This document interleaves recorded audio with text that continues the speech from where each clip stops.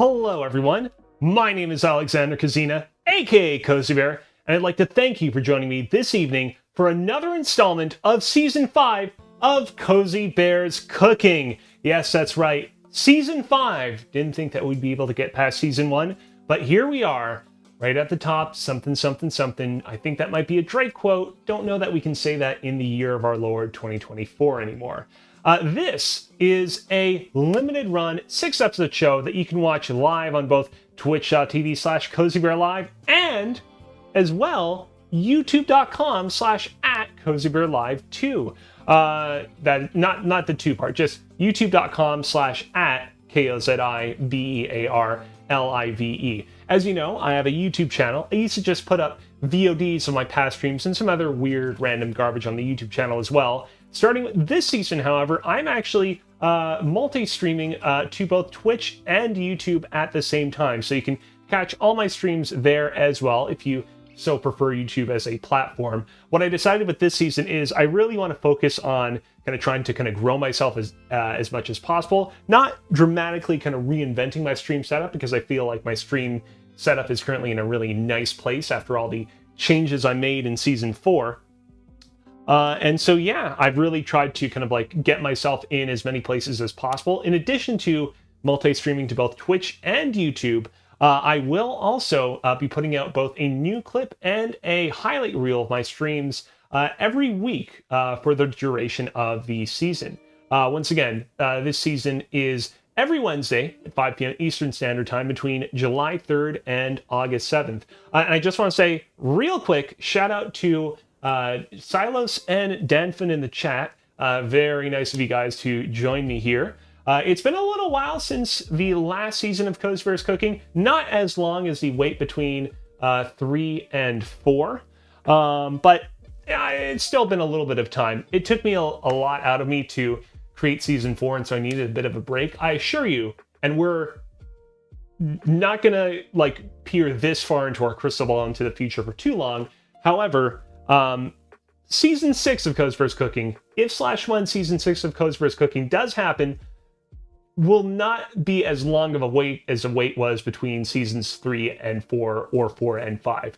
I'm going to try to come out with these things sooner. I still want to take time for myself to rest and recuperate between these seasons because they're a lot of work, but they're also a lot of fun. And now that I no longer have a day job, which I, by the way, voluntarily quit from, I didn't get fired from it or anything like that. I obviously have a lot more time to do these sorts of things. Danfin in the chat, Danfin128, thank you once again for tuning in, says, so is pizza going to be at the end of the season or what? The recording highlights thing. He's referring to a pizza thing that I did in one of the Discord servers that I share with him. That thing is coming soon, and it will definitely, I'm going to tell you this right now, that the pizza highlight reel thing that you're referring to will not be at the end of this season of Kozibear's Cooking. It will come much sooner than that. In fact, I might speak to you a little bit about that later off stream. But enough about that. I do also want to say, on the subject of pizza, this is actually a really good segue. Tonight, we're not going to be making pizza. However, there will be a pizza-related, pizza-adjacent stream in the middle of the season, perhaps around the 3rd or 4th episode. So if you like pizza, you'll definitely want to tune into that. Real quick, just getting through some more housekeeping before we can get the show on the road.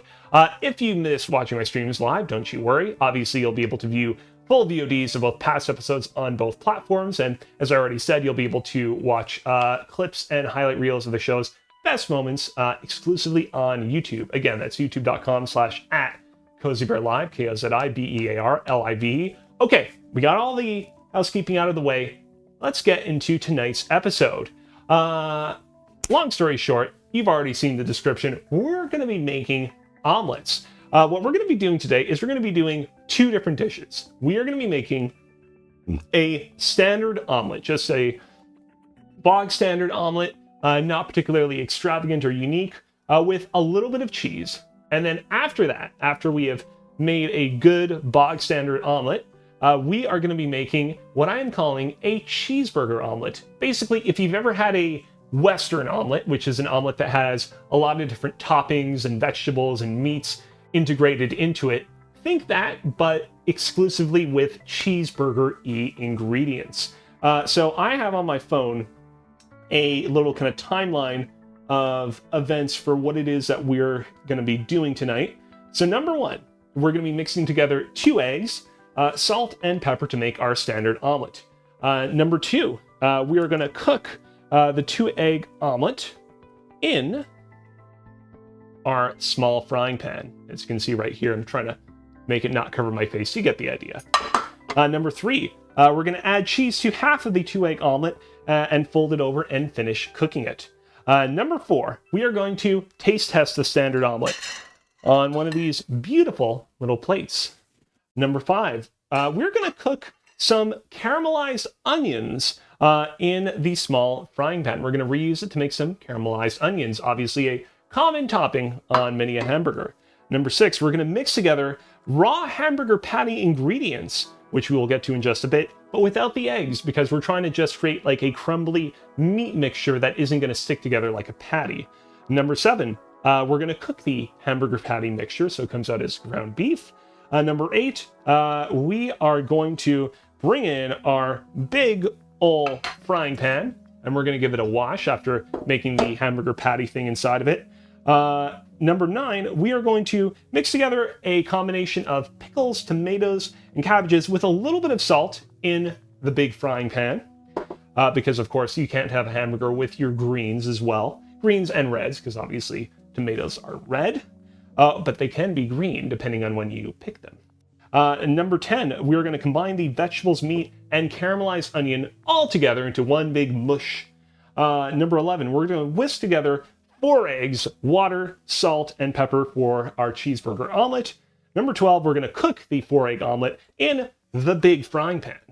Number 13, we're going to add cheese to one half of the omelet and the meat and vegetable mixture to the other half. And then number 14, we're going to fold over our omelet in the big frying pan. And then we are going to taste test it, this time on a slightly bigger plate. Ta-da! Now, real quick, I hope you all enjoyed that little explanation of what it is that we're going to be doing this evening. Sorry, I'm just trying to replug my iPhone back in. I'm still using the old iPhone stand made out of Connect pieces, but now I'm thinking maybe I might want to use like, I don't know, like maybe a more standard iPhone stand. Anyways, where was I getting at? Right. You're probably looking at this all being like, huh, you were pulling out a lot of things that seemingly were not on the table. You were pulling out some plates. Do you have perhaps another sort of storage space that you're pulling some of these things out from? I'm going to be very careful holding this up, but indeed we do. This is a trolley, which I now have underneath my cooking desk. The idea is that I can use this to store certain food items and pieces of equipment that don't necessarily fit nicely on the desk, as well as once I'm done with certain items on the desk, actually move them down to the trolley so it can be a little bit more efficient and hygienic to then take them back upstairs after the stream is done. Previously, if you tuned into Season 4, you'll know that I was oftentimes moving items over to the couch, over to my right, although technically you're left on camera. It wasn't very hygienic. It was kind of dirty. I'm glad that I finally have a more efficient way of dealing with that stuff. And so, yeah, without further ado, Danfin128 in the chat says, what kind of pieces?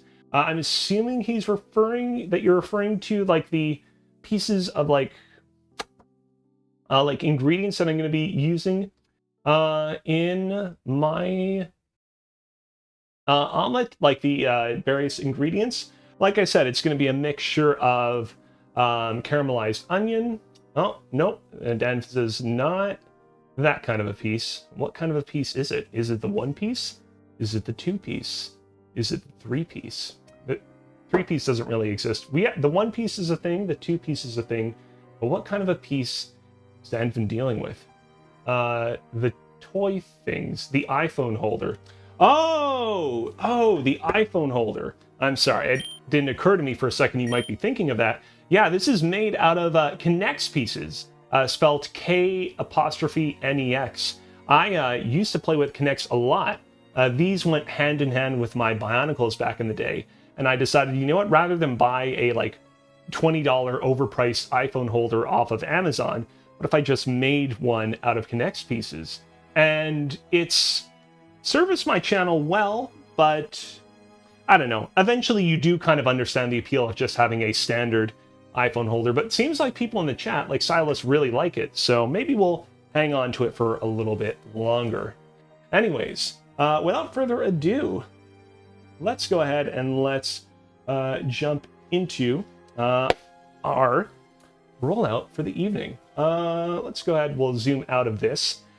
So first things we're going to do is we're going to mix together our 2 eggs, salt, and pepper for the standard omelet.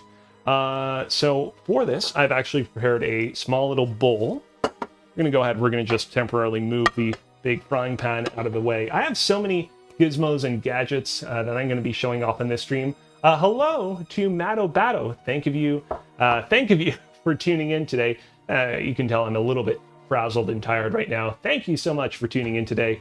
We are just getting started by mixing together our egg mixture for our first of 2 omelets that we are going to be making today. I'm going to go in and I'm going to actually rezoom back in on our top-down view. So we have over here a nice carton of eggs. We're going to grab ourselves 2 brown eggs. A lot of people will recommend that your eggs should be at room temperature. They're not quite at room temperature. They're still a little bit on the, I guess you could say, like fridge-y side, because they were previously in the fridge for a while. There we go. That's a nice, good crack. It's 1 egg taken care of, and we're going to put the shell back in the carton for the time being. It'll stain the interior of the carton, and it might make it a little bit sticky-ish, but I mean, that's the price that you have to pay for keeping your desk clean. Next up, we're going to add a little bit of salt and pepper. Now, obviously, there are a lot of omelet recipes that you can find online. The particular omelet recipe that I decided to refer to is an omelet recipe on downshiftology.com. Yeah, not exactly maybe the first website you might think of when you think of, oh, recipes to go to for omelets. This particular website says to use 2 large eggs, and then it doesn't particularly give a recommendation of exactly how much salt and freshly ground black pepper you should be putting in this thing, so we're just going to put in a little bit what feels right. It does explicitly say, however, that we're going to be using 1/2 of a tablespoon of butter for our frying pan afterwards, however, when we're going to be cooking it in that. So we will definitely take that in mind. Let's go ahead and let's grab a little bit of our salt. Good old standard salt shaker. And we're just going to put a little bit of salt in there. Don't overly salt it. I think that's probably fine. Matto Batto says, what difference does it make if it's room temperature versus refrigerated? So basically, I'm not an expert on the matter. If anybody in the chat is an expert on the matter and can better explain it, basically, a lot of recipes will say, hey, you got to get your eggs more closer to room temperature because basically they'll be able to mix together with the other ingredients more easily, and when you put them on the frying pan, they will cook at a more predictable rate, basically, is the idea. I mean, it's kind of like, and again, if people in the chat are more knowledgeable on the matter, but as I understand it, it's sort of not dissimilar to how, like, for example, when you mix butter into a mixture, you generally want the butter to be at room temperature, because if the butter is super cold, you're going to have a lot of difficulty integrating it into the rest of the mixture. That's how I understand it. But yeah, that's sort of the idea. It's one of those things where you wouldn't think that the temperature of the eggs would have a big difference on the dish, and it really doesn't. Like, your dish is not going to be tremendously different if the eggs aren't at room temperature. You can make an omelet using eggs that just came out of the fridge, generally no problem, but the results will be a little bit more consistent if they were put out and left to kind of like rise up to room temperature first. And now we're going to go ahead and we're going to do a little bit of whisking. I wonder if I put maybe a little bit too much black pepper. I tried not to overdo it, but you know, sometimes these things get a little bit out of control.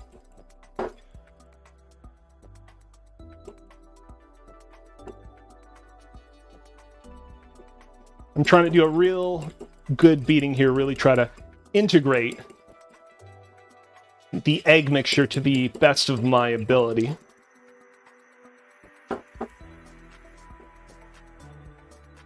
Make sure it looks like one cohesive mass. And yeah, I think that's pretty good. I'll go ahead and I'll put this over here to the side.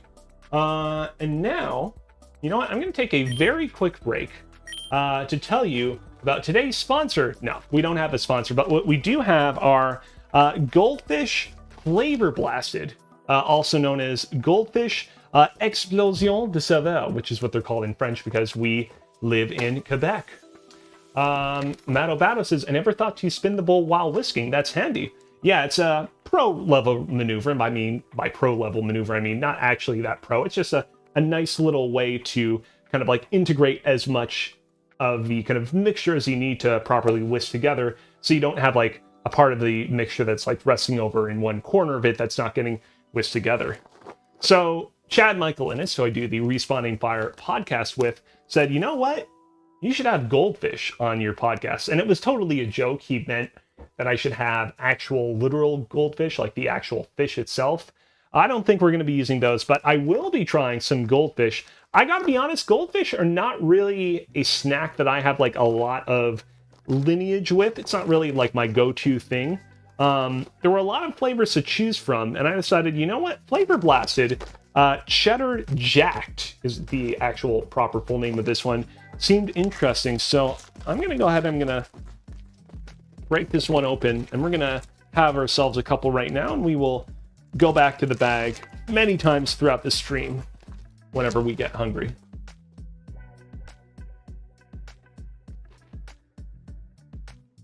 Wow, okay.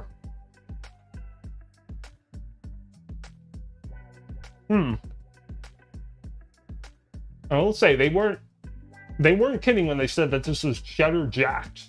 This is really jacked with cheddar. Wow. Okay. Okay, I was not expecting this.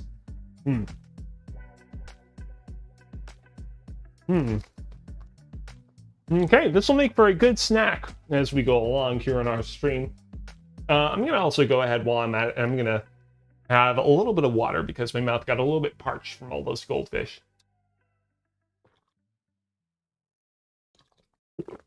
All right, let's get this show on the road. We have something very cool in store for y'all. So you might remember in the previous season of Kozibear's Cooking, we couldn't do any stovetop activities on that stream because we're here in my basement. We don't have access to my stove and oven unit, which is upstairs in our household.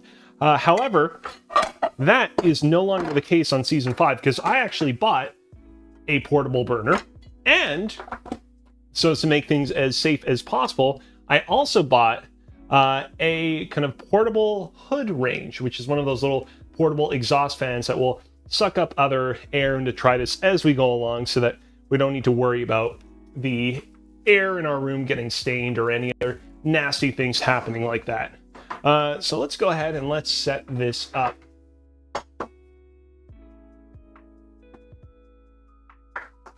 Oop, wrong way. And we have our little handy dandy thing over here. Oh, can it reach? Hold on a sec.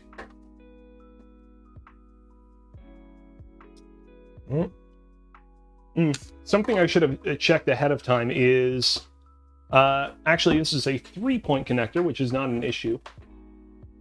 We'll just have to plug it into. Give me a moment. We're just going to need to kind of move our iPhone holder tower thing out of the way.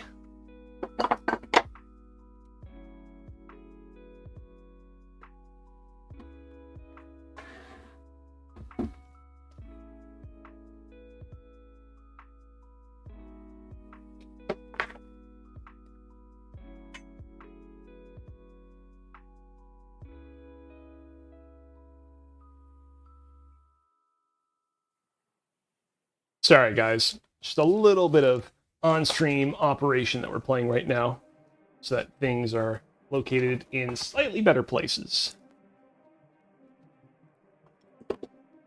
And my phone fell. Whoops. These things happen. Okay.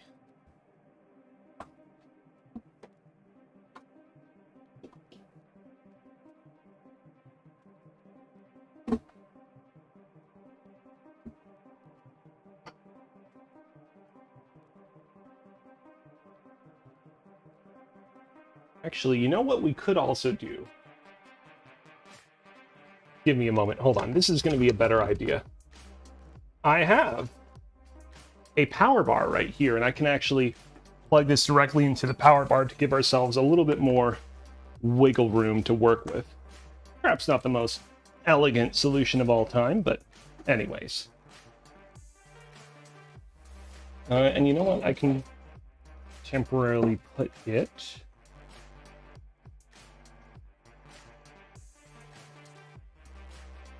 Actually, you know what? There we go. There we go, and we put it in the trolley like that. Now we can move it back over here. Sorry about that. There's a lot of things that I prepared ahead of time, but I actually had not anticipated just how short the wire on this portable little stove unit was going to be. All right. So it's currently set to off.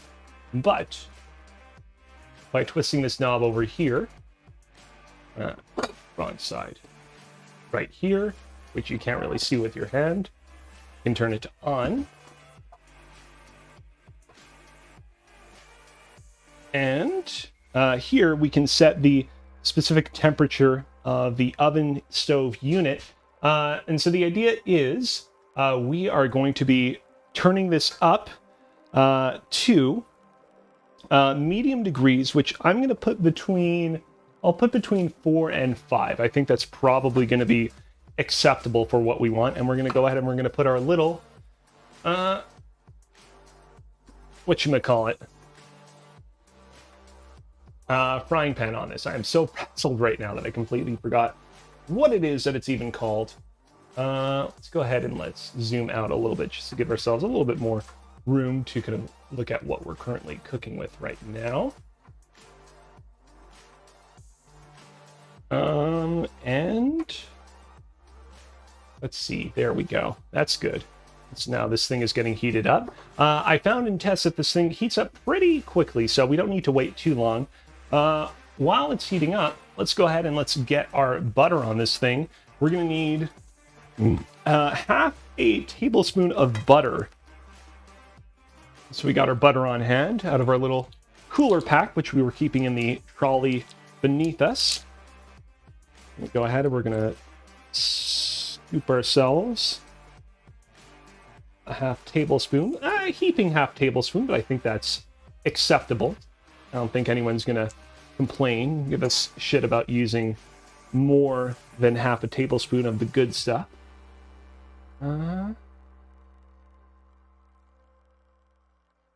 There we go. That's good.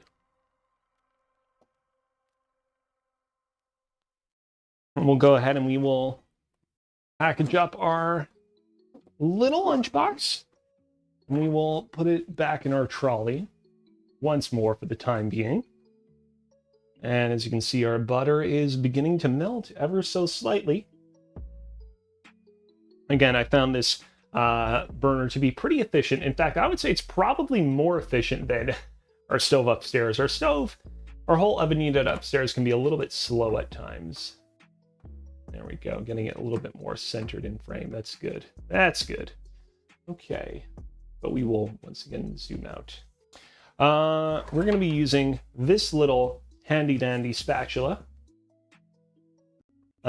to scrape around the butter a little bit, and also once we get our eggs in here, convert them into an omelet. So the thing about making an omelet is we could just pour the eggs on here onto the burner, and we could basically just let it cook naturally, maybe flip it over once, and we'd be good to go. However, we're actually going to be a little bit more advanced in our technique. What we're going to be doing is we're actually going to be sort of scraping up parts of the egg as it begins to set.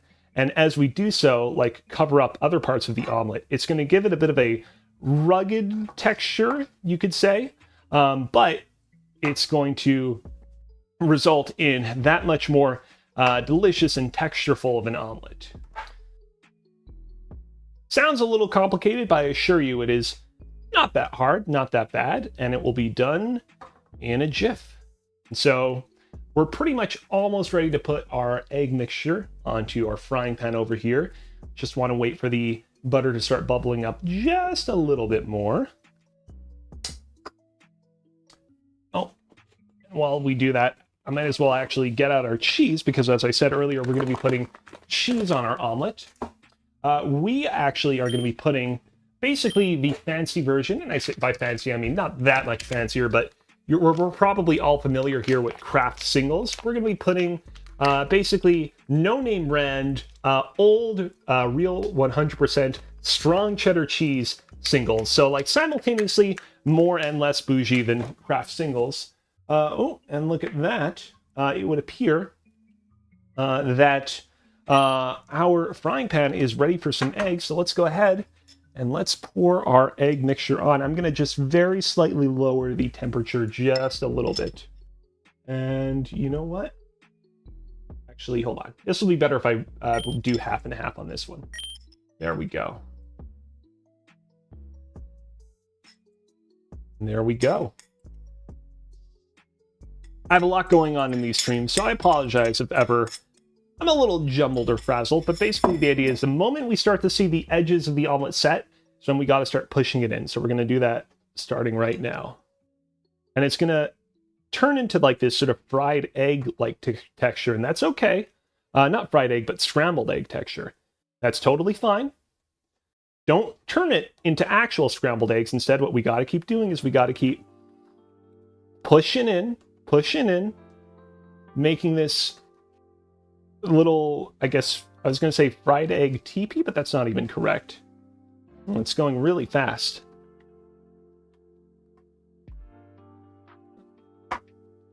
And now, when you have to, of course, you can pour a little bit of the egg around the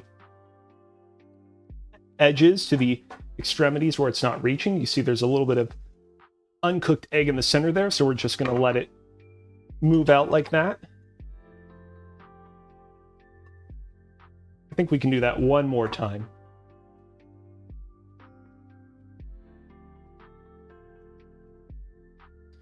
There we go.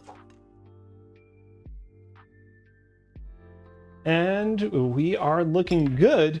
Let's go ahead and let's real quick grab one of our slices of strong cheddar cheese, maybe one or two. I think we could do 1.5. And what we're going to do is we are going to go ahead and we're going to drop these slices on half of our little egg mixture, like such. You know what?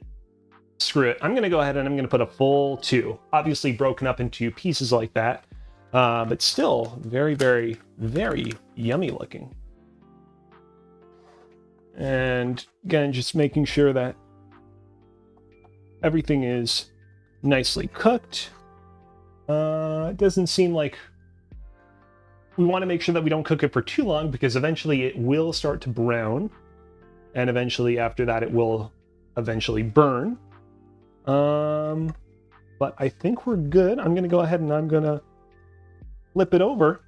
This is like secretly kind of the hard part, because I think I did a pretty good job flipping it over, but obviously you wish that you could entirely flip it over so it's literally half-half with the cheese perfectly in the center. I still think that's pretty good. I think I kind of got a nice level of browning on the egg itself. And you know what? Something that we could do, actually, this is just extra credits, you don't even need to really do this, is you can actually take a little bit of extra butter at this stage, you can actually put it in the pan and have it melt real quick, like that. And basically you can use the fast melting butter to really provide a nice greasing on the other side of the omelet that's currently cooking, like that. That's just like extra credits, you know, not a technique that you necessarily need to do, but it's a nice little technique that will make your omelet ever so slightly better. And I gotta say, I'm really pleased with how quickly this burner cooks. I did a lot of research trying to figure out what was the best portable burner to buy. And there were a lot of portable burners where it was like, yeah, this portable burner is just, I'm gonna turn off the heat, not very powerful. It doesn't cook very fast. But this one's doing the job. Silas in the chat says, it's a mean looking omelet. It is. You know what, actually, I was originally gonna use a small plate for this one. I'm gonna actually use the big plate because I think this guy deserves it. And there we go. Give me a moment. I'm just going to rearrange a couple of things. That came out great. I'm going to go ahead. I'm going to turn it off. And also I'm going to just, for extra safety, unplug our portable burner as well. Let's go ahead and I'm going to...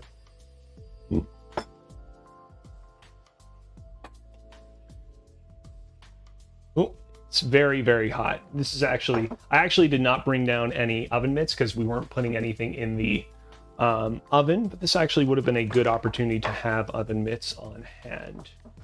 But I do have a couple of burners, so we can, not burners, but hot plates. So we'll use the hot plates to move it. There we go. Very good. Very good. Matto Batto says, between the cheddar and extra butter, wouldn't the omelet get greasy? Well, that's something for us to figure out right here, right now. Also, I just realized we spent so much time setting up our portable burner that I actually completely forgot about the exhaust fan. We'll set that up once we get into the next thing that we're going to be cooking here. Yeah, let's go ahead. And I'm going to just take a quick little photo to kind of immortalize the moment. Look at this boy. Look at this baby boy. It's not exactly the perhaps most photogenic looking omelet, but I think that it's a nice looking omelet all the same. And let's dig in.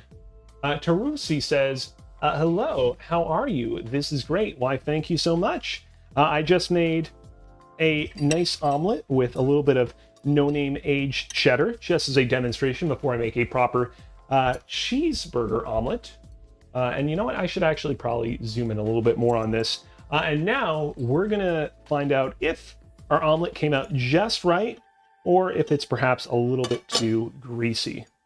Still very hot, so I might need to take a moment to properly cool my mouth, but we will certainly find out.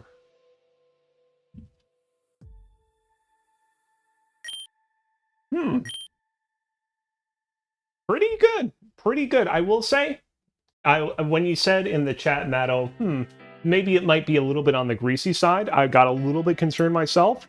I don't think that was that bad at all. I thought that was actually a perfect level of greasiness. Ugh, excuse me. Oh, I just accidentally dropped a little bit of cheddar on the ground. I'm not gonna like immediately clean up everything that falls on the ground, but thank you everyone in the chat. Tarusi says, good job, chef. Thank you.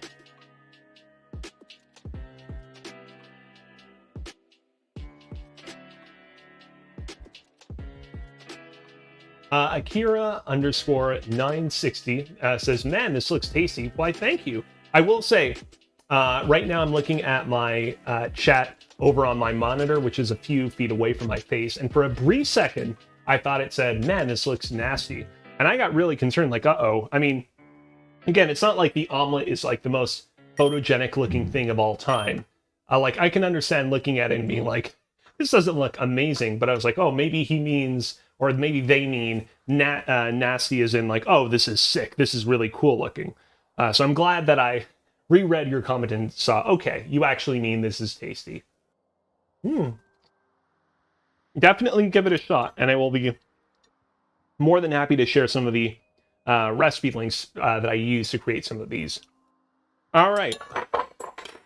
We made our standard omelet, which means that it is time for us to step up to the big leagues and make our cheeseburger omelet.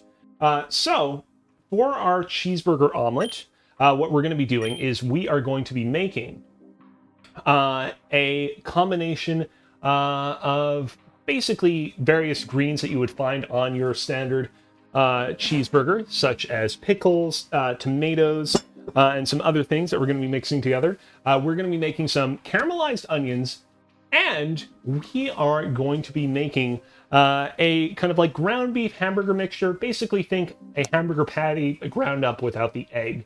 We're going to be mixing that all together, and then we are going to be putting that on our next omelet as a topping.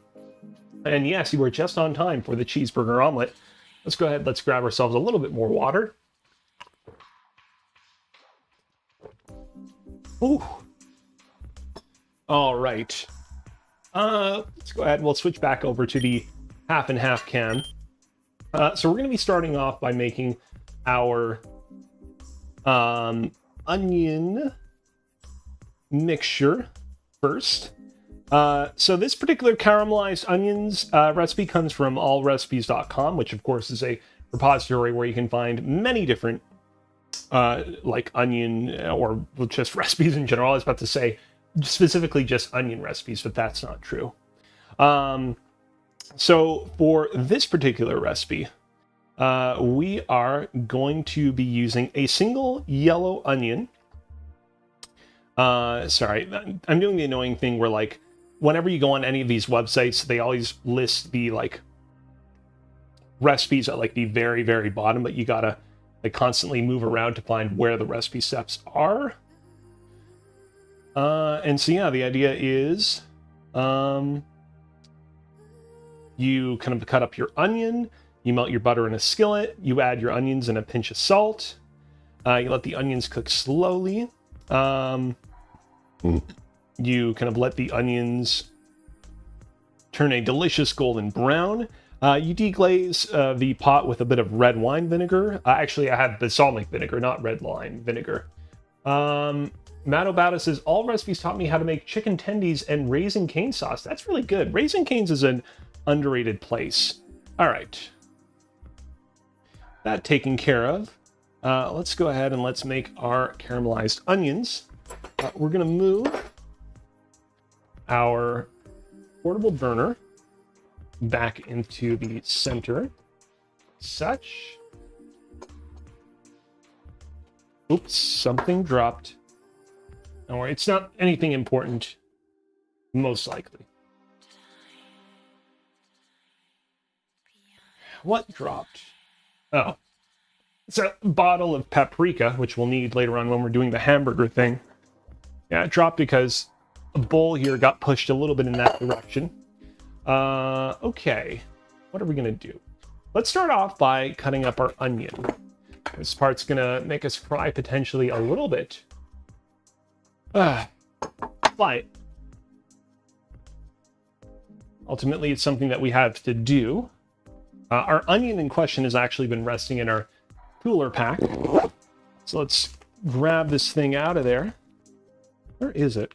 There it is.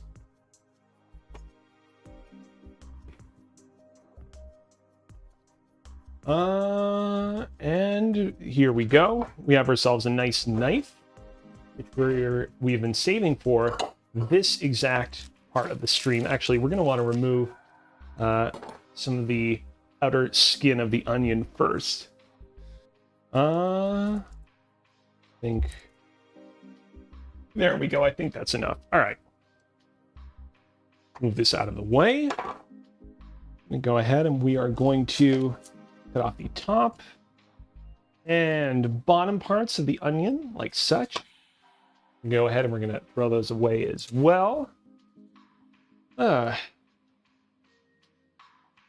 One thing I will say to Rusi about all recipes is do keep in mind that, you know, it is a website where literally anyone can recommend a recipe. And so it's definitely one of those websites where it can be very useful for learning all sorts of interesting recipes, trying out all sorts of different things, but do pay attention to kind of the rating on a lot of the recipes. See like what's well rated, what's not well rated. what are things that a lot of people have tried and what are weird one-off things that, you know, one person posted but haven't really been independently verified by anyone else. Just something to keep in mind. Right. Go ahead and we're going to cut up our onion into slices like that. I made a point of actually sharpening these knives in the lead up to tonight's debut stream, so they're a little bit better than perhaps you might have remembered them being on season 4 of Kozibear's Cooking.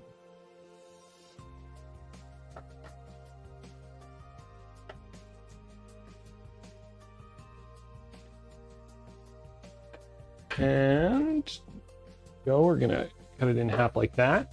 We're gonna actually temporarily just put a little bowl underneath it like that so that its fumes don't infect our nostrils all that much. Seasoning 4, very clever. That's that taken care of. Let's just scroll up real quick. So we're gonna actually grab ourselves a little bit more butter. Where is it?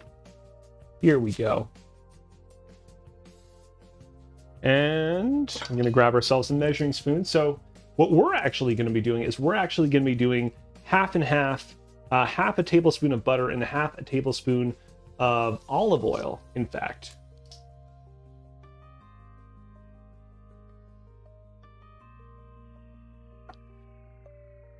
Even though the burner isn't on, it's still hot enough that it's still like melting the butter at a very rapid pace. Let's also get some of our olive oil in here as well.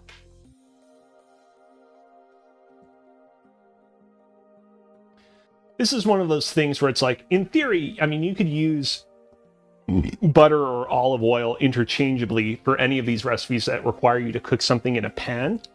And most of the time I'll say that butter is probably the better option, but for recipes like this, they're like, you should actually use like a combination of butter and olive oil because it will result in a slightly richer flavor. Before we completely turn the thing on and fully melt the butter, let's go ahead and let's set up our portable hood range. Because it's good to have this thing on hand, sucking up our fumes. And we have 3 different settings.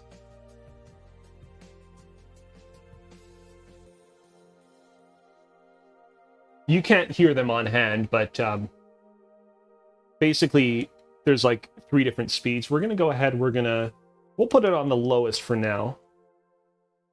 And I think that'll be good. All right, I'm gonna go ahead and I'm gonna turn the heat up to, let's see here. I think 3 is probably fine. So we're gonna just let it bubble a little bit more. Now my iPhone is completely hidden. That's not good. I'll have to move the iPhone to the other side of the table. It's my first proper stream really using the portable hood range, portable exhaust fan, so there's a little bit of a learning curve here. Just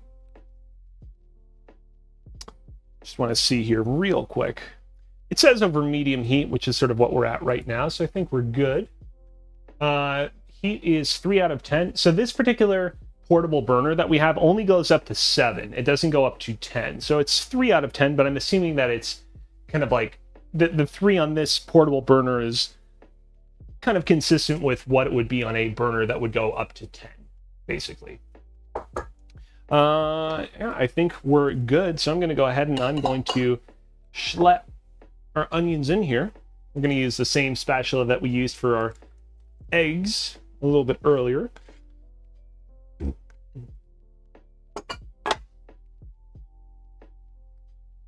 Now the recipe says that what we want to do with our onions is we want to not cook them too fast. We want to make sure that they, you know, properly and fully come into their own without like immediately just getting super duper burned right away. So I'm spending a little bit of time right now just making sure that the onion pieces are coated fully with the butter and olive oil mixture.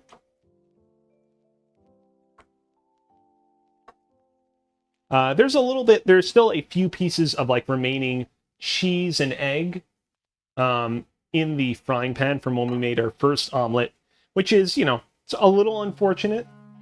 Oh, I completely forgot to actually, I had set the knob to 3 degrees, but I actually had forgotten to actually turn it on the other one. Again, that's just a learning experience that I'll get better at over time.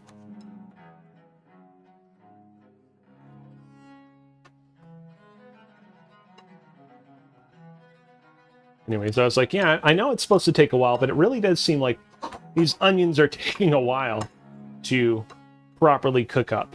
All right, so we're just going to leave them like that for the time being, but we will be paying close attention to these to make sure that they are properly cooked and that there are no issues. We might as well get some of our balsamic vinegar ready. For the balsamic vinegar, we're only going to be using, for just a small yellow onion like this, we're only going to be using a half of a tablespoon.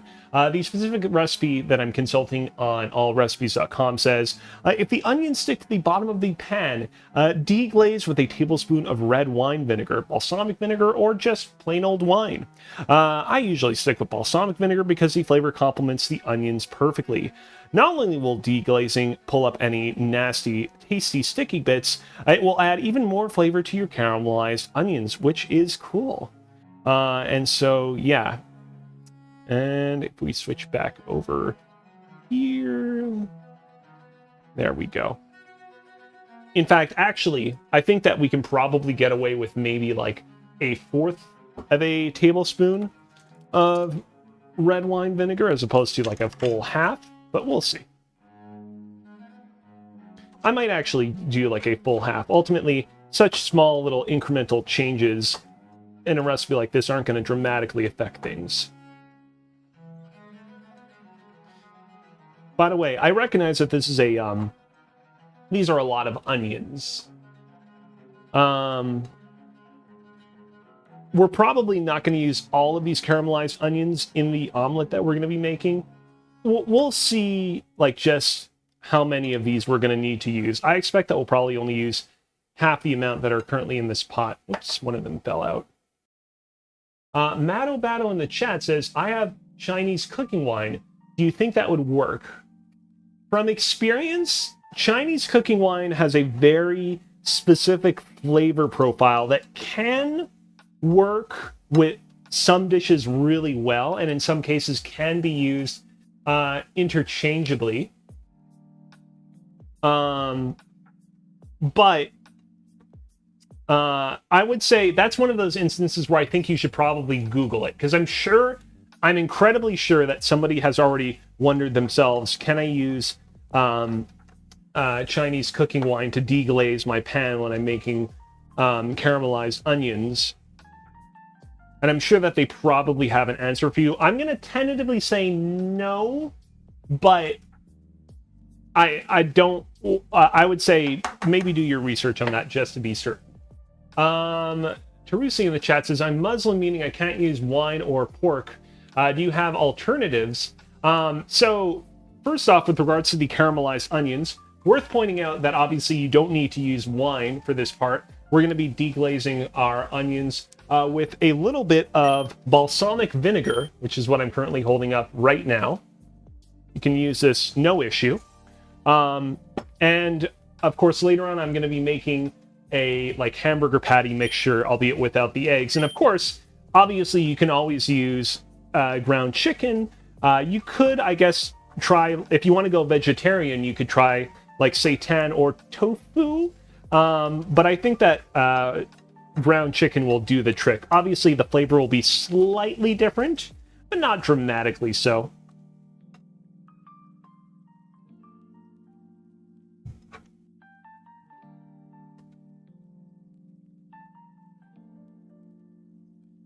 That's my recommendation. Let's go ahead and let's have ourselves some goldfish. Once again, I was very surprised with how strong these are. Flavor blasted cheddar jacked, spelt J-A-C-K apostrophe D. And I was very shocked with how strongly cheddar these tasted of. Teresa in the chat says, got it, thanks. Not a problem.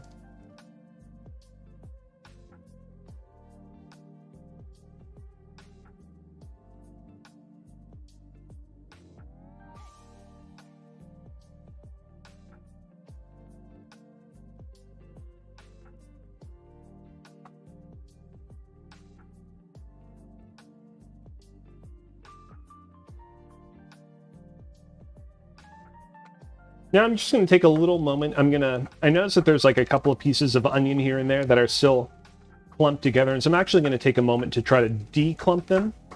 Because if we declump them, they will cook a little bit more easily.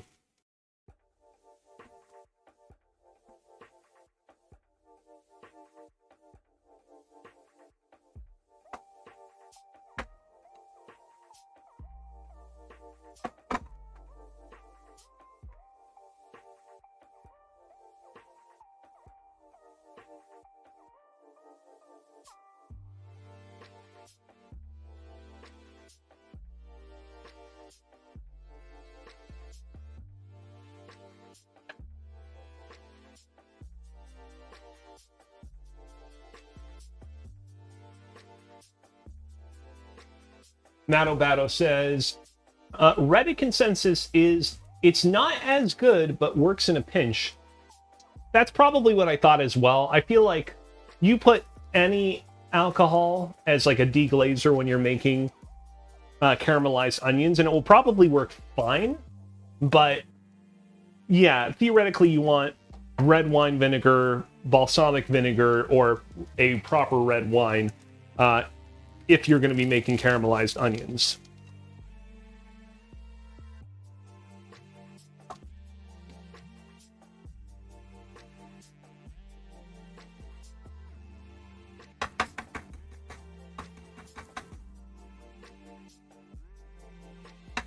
While these are cooking, we can actually use the opportunity to remove some things that are currently on the table that we don't no longer need.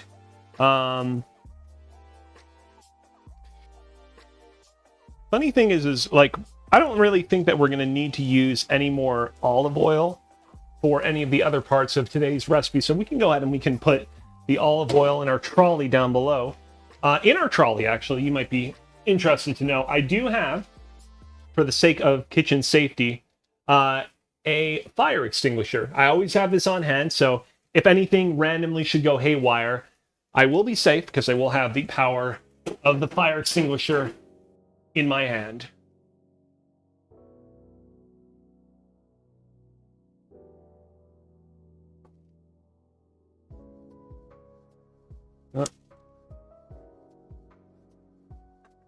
Another olive slip to the side. We'll get that back in there. Don't want any of that to spill over either. Let's see here.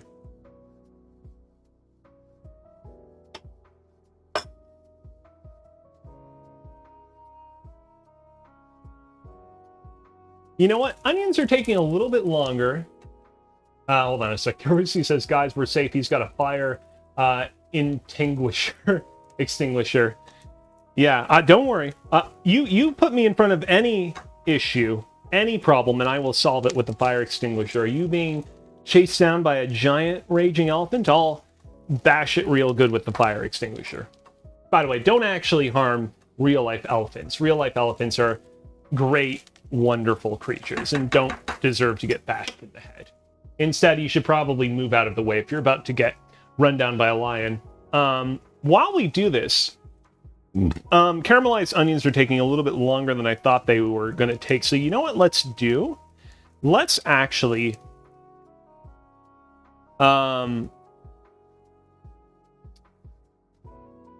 let's actually start assembling the egg mixture that we're going to use for our cheeseburger omelet.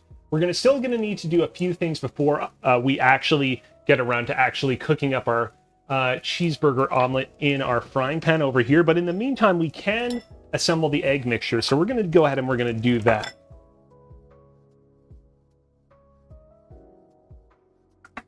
Concurrently to us cooking up the eggs, to us cooking up the onions. So first things first, we're going to add 4 eggs to our bowl. I might even use 5, actually. I don't know. We're going to be dealing with a lot of hamburger matter. It might actually help to just do straight up 5.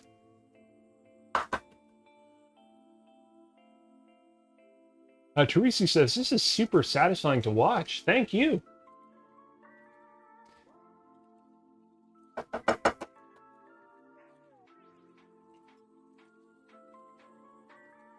Most of the websites I visited suggested that I not go over 4 eggs when making an omelet, but obviously we have the opportunity here to be real pioneers.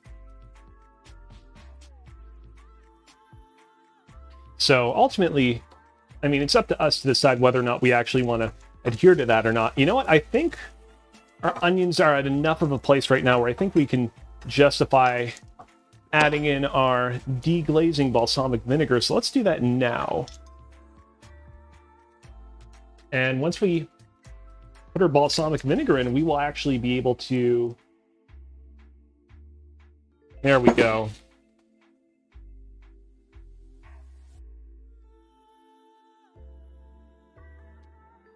Put our balsamic vinegar down below in our trolley and remove it from the desk on top.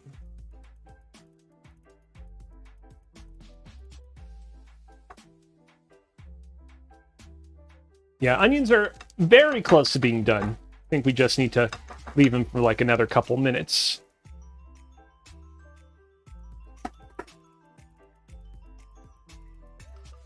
the meantime, we'll go ahead and we'll move our balsamic vinegar down below to our trolley, out of the way. The way this is going, we're going to have more than one omelet. Ooh, we are definitely heading to Omeleteville, New Omeleteville at this rate. And you know what? For the fun of it, I'm going to go ahead, because we're dealing with a big frying pan, I'm actually going to crack in a 5th egg into our egg mixture for a big omelet. Teresa says, that's a cheeseburger omelet giveaway right there. Matt Obata says, how do you know when the caramelized onions are done? I've never made them before. It's really kind of by eye. It's obviously when the caramelized onions are done, they'll be, you know, very floppy and not rigid like uncooked onions. But it is also by eye and knowing the exact moment where it's like, okay, these are very well cooked and they look burnt, but they're not actually burned. I mean, they're almost, at this rate, they're basically almost done. There's a couple of pieces here and there that I think could use a little bit more cooking.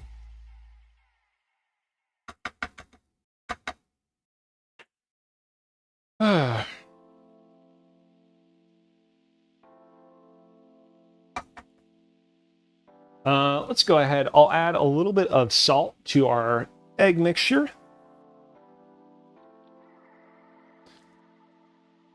There we go. And add a little bit of black pepper as well.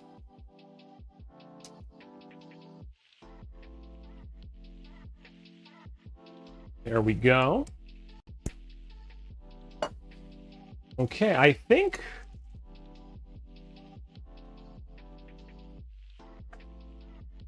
our caramelized onions are done. I think we're good. So we're going to go ahead and we're going to turn that off. Going to turn the knob off for the temperature, and we will also unplug it from our power bar. And I'll leave the hood fan on for like another minute or so, just so that it sucks up any remaining fumes. Matt Obato says, also, how do you know when you need to add the balsamic?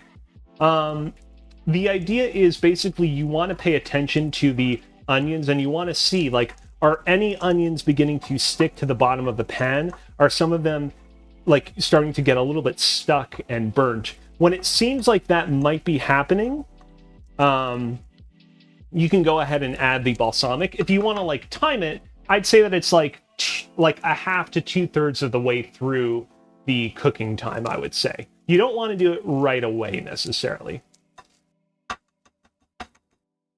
And there we go.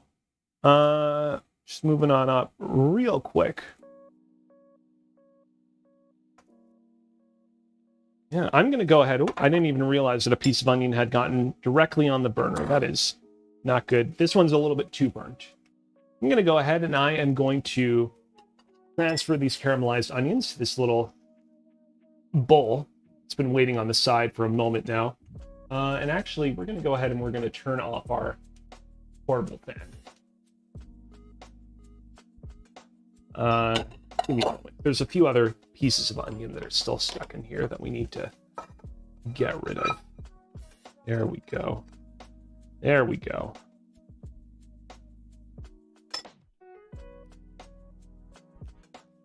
Funny, because all said and done, like, not really a lot. It's a pretty small amount of finished product, but very flavorful. In fact, I'll probably try one right now. Pretty good. And obviously it will service our upcoming mixture well. With that taken care of, yeah, we're just gonna leave this thing for the time be a little bit. Actually, you know what? That one onion that we removed from the burner itself left a little bit of grease on the burner and it's smoking a little bit. So I'm actually just gonna wipe that down real quick. You gotta be careful when you do that sort of thing. There we go. You know what? Let's finish mixing up our egg mixture. I'm going to go ahead and I'm going to zoom out a little bit.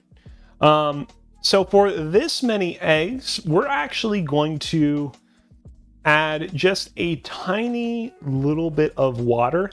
It would recommend that we add like 2 teaspoons of water for 4 eggs. So I'm going to actually, I don't want like a super watery omelet mixture. So I'm actually still going to add just 2 teaspoons, even though we're technically dealing with 5 eggs now.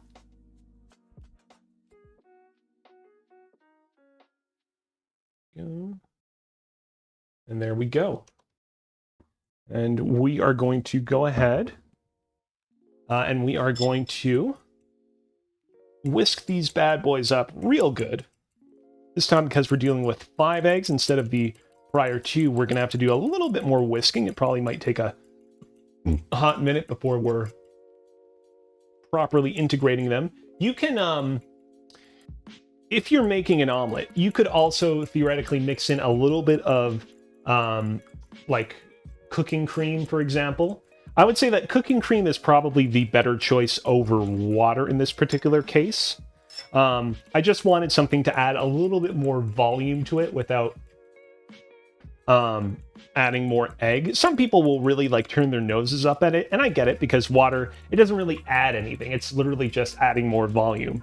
But one of the recipes I read up on was like, yeah, you can add a little bit. So I just added just a tiny bit. But probably, I would say, if you have it on hand, probably a little bit better to add a little bit of cream to the mixture instead of water. If you add a lot of cream to the mixture, you eventually will get a frittata, which is sort of like an Italian omelet that you cook without like flipping over to one side. You kind of just bake it like that, and you kind of add in all the various toppings, things that would normally be toppings in the omelet directly or directly integrated into the omelet. But that's a very different kind of recipe, not what we're going to be doing today.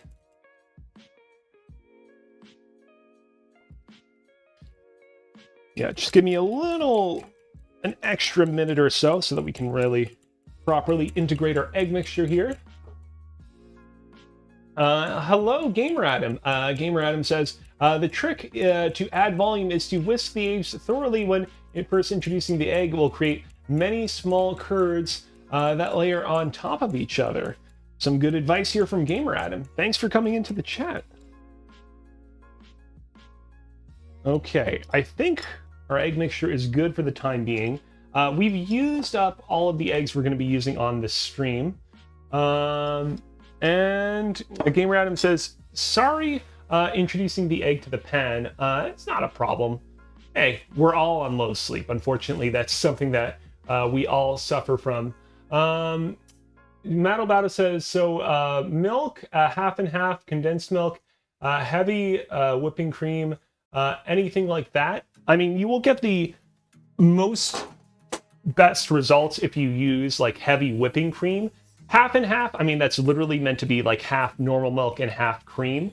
And so it's like kind of a halfway point. The other things, condensed milk, the problem with condensed milk is condensed milk tends to be sweet, which will probably mess with the taste of the omelet. So I wouldn't go with that one, but I would say half and half and heavy whipping cream are fine. I'll say those are good. All right. With that taken care of, I think next it's time for us to make our hamburger mixture. We're going to go ahead and we're going to move a couple more things around. Once again, I think probably best if we move our portable burner out of the way. Is the bottom of our frying pan, of our frying pan still a little bit hot, so I'm going to put it on the cutting board here temporarily. You know what? Here, I'll put it on the burner, actually. Go. And there we go, taken care of. Gamer Adam says, just know that adding liquid to egg will slow the Maillard reaction down, the browning, which will also mean you'll need to cook the egg a little bit longer. If you want a bit of browning on the egg, which could lead to overcooking, best thing to do would be to test with one egg different versions and seeing what you like. I think that in our particular case, I think it's going to be okay because we're going to be adding a lot of toppings once we start making our cheeseburger omelet. I think it's probably... I think that's fair to kind of consider. Ultimately, I think that the results will still be good, but that's good advice. So if anybody here is making some eggs on their own, definitely take notes from Gamer Adam as well, because the guy knows what he's talking about. In some ways more than I know what I'm talking about. Matt Obata says, my default is to scramble eggs. I whisk the heck out of them before they hit the pan, then cook high and fast while moving only a little bit to get those big chunks. Scrambled eggs is great. I love getting scrambled eggs, bacon, sausage whenever I go to a continental breakfast at a hotel.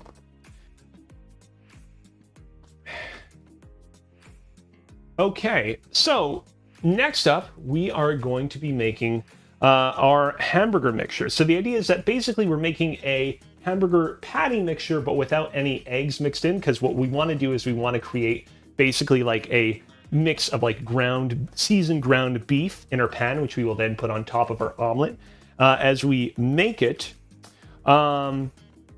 we are going to be mixing together 1/2 of a pound of ground beef, which we have right here, but obviously you can use ground chicken or ground pork or theoretically most other types of ground meat if for whatever reason you can't use beef. We're going to be mixing together 1/2 of a tablespoon of Worcestershire sauce. We're going to be mixing in 1 tablespoon of brown sugar. We are going to be using 1/4 of a tablespoon of soy sauce. This is actually the Worcestershire sauce, and this is the soy sauce. We're going to be using 3/8 of a teaspoon of salt. We're going to be using 1/4 of a teaspoon of ground black pepper. We're going to be using 1/4 of a teaspoon of smoked paprika. This is the thing that fell earlier that thankfully was just okay. We're going to be using 1/4 of a teaspoon of garlic powder. And we're going to be using 1/4 of a teaspoon of onion powder. And what we're going to do first is we're actually going to first mix together all of these seasonings before we mix in our ground beef. Although you know what, actually, for the sake of making things easier, I'm actually going to add our beef to the bowl. The recipe said that what we'll want to do is we'll want to mix together our seasonings first, but that makes more sense when we have an extra bowl to go around, but we don't actually have that many extra bowls, so we'll be adding our ground beef directly to the bowl first, and then the seasonings will follow.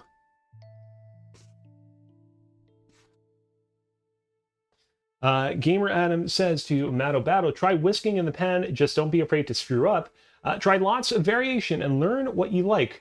You will figure it out. Cooking is fun, just don't be afraid to fail sometimes, and BRB. And I agree with that sentiment, by the way.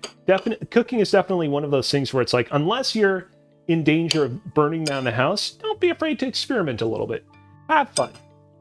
Don't let people on the internet tell you, no, you can only make a pizzoli this way. Those people suck the fun out of life. Okay. We're going to go ahead and we're going to add in our half a tablespoon of Worcestershire sauce, which is a word that I struggled to pronounce pretty much my entire life. It was only very recently that I learned that, oh, it's actually pronounced like that. What's good about a lot of these seasonings is after we put them into our hamburger mixture, we can actually put them into our trolley right away because we're not going to need to use them for anything else. We actually just bought this bottle of soy sauce, so we're going to remove the cap from it so that we can actually pour it into our thing. We're going to need to use actually only 1/4 of a tablespoon, so we're going to... There we go. I think that's good. And where is our cap? Oh no, did I throw out the cap? Oh no. Oh wait, is it? There it is. I couldn't even perceive it. That was like a mini Professor Layton puzzle investigative game. Where's the cap for the soy sauce? 1/2 a tablespoon of brown sugar.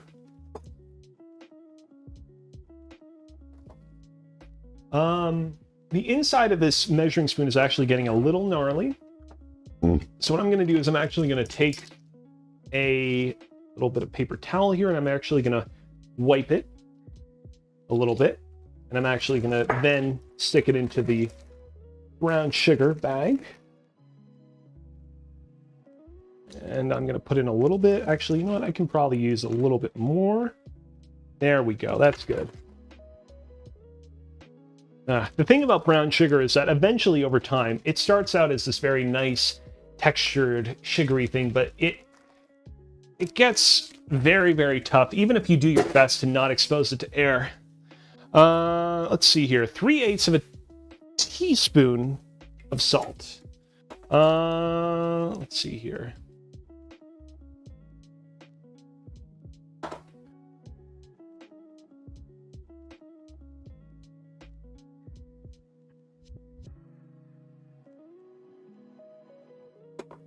That was 2/8, and this is 1/8.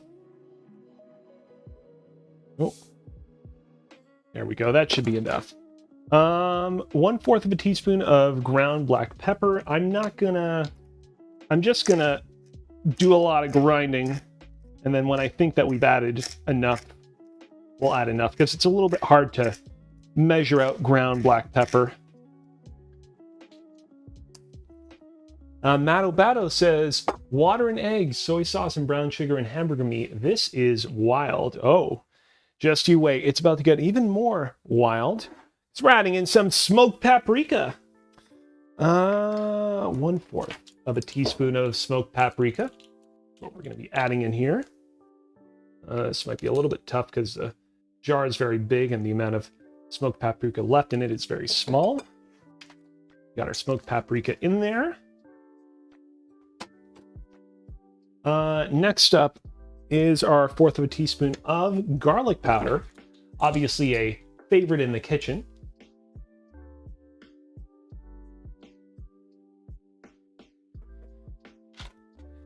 And last but not least is our onion powder. We've actually had this jar of onion powder in our kitchen for a while. I was a little concerned that it might have gone bad, but I did a taste test ahead of time, and I can confirm that the onion powder, after all these years, is still perfectly tasty and not bad at all. Very good, in fact. All right, and with that, we're going to go ahead and we are going to mix all this up. I'm going to do my best to make sure that the very tough, brown sugar is well integrated into the rest of the mixture as well. a lot of people will say that the best way to kind of mix up ground beef is to actually use your hands, which I can attest to is true.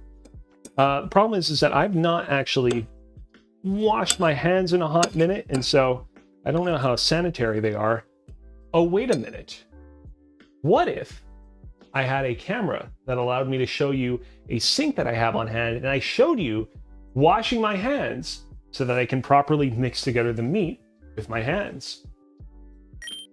Hey, look at that! It's a new addition to Kozibear's Cooking Season 5, the sink camera. And look at that.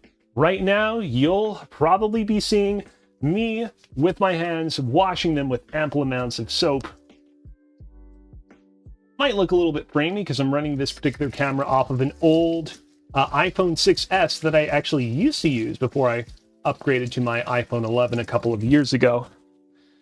Gonna wash them dry, and there we go. Of course, after we mix together our meat mixture with our hands, we'll need to wash them again, such as the nature of ground beef, but hey, we have that option now. Whew, thank you, Tarusi, sorry. I knew somebody in high school called Taurasi, like Taurassi. Matt Obata says the potential this will unlock. This was an idea I had had since the beginning of Season 4 that initially I was sort of hesitant to integrate just because I knew it was going to be a little bit of work. But ultimately it was just one of those moments of like, I just kind of gotta nut up and just do this and take care of it. And I'm very pleased with the way it looks. I think that it looks really nice.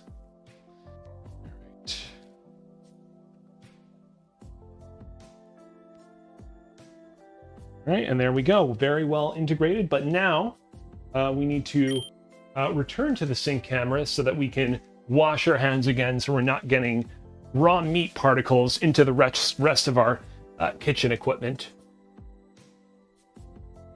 Such is what comes with cooking raw meat.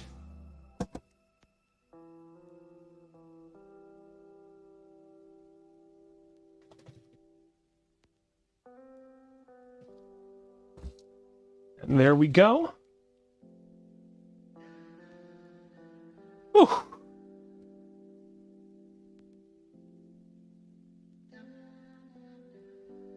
And we are back in the studio. Let's go ahead and real quick, I just want to consult the original recipe that I consulted for making this hamburger patty mixture. This is a recipe that I got from biteswithbrie.com. The particular name of this recipe is Hamburger Patty Recipe, Grill or Stovetop. Tarusi, by the way, says, the animation is actually sick. Thank you. Really appreciate it. That one, I based the animation for that thing coming in and out off of some of the other animations that are already set up for some of my other windows. Like, for example, the one that you can see right here. It didn't take as long to set up as some of those other animations, but I think it still came out very finely.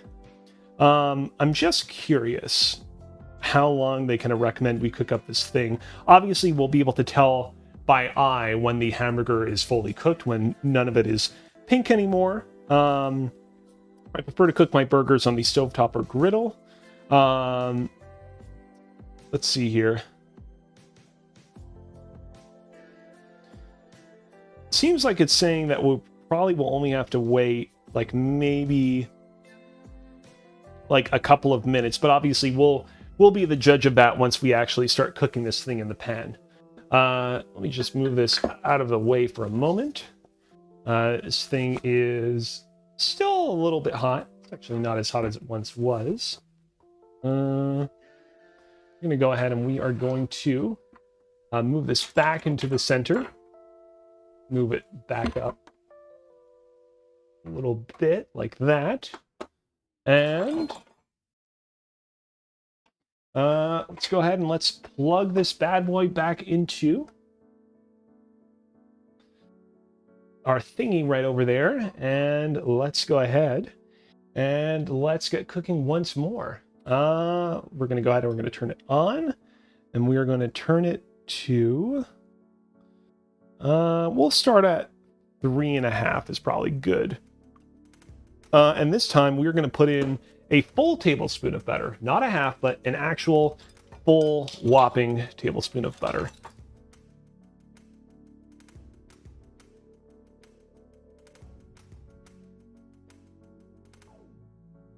Because this butter has been in kind of close proximity of the portable burner, it's actually very slightly melted, which actually helps us a little bit, because we'll speed up the process of the butter melting on the pan like such.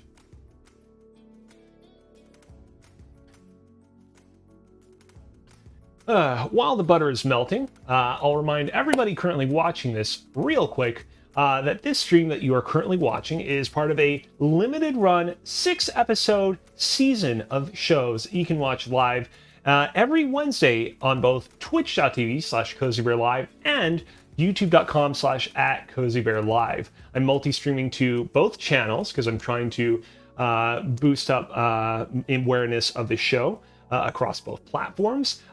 Remember that, of course, I'm streaming it live on every Wednesday at 5 p.m. Eastern Standard Time between July 3rd and August 7th. So this is the first episode, and the 6th and final episode of this season will be on August 7th. But obviously there will be subsequent episodes of Kozibear's Cooking, subsequent seasons of Kozibear's Cooking after that. That will just be the conclusion of Season 5.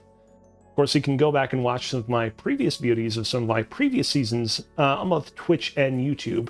But know that this is the most technologically advanced of any of my seasons so far. And so I'll say that you will definitely get the most mileage out of the season that you're currently watching. But obviously, I don't want to discourage anyone from checking this out as well. Yeah, it's on YouTube, youtube.com/@CozyBearLive, KOZIBEARLIVE.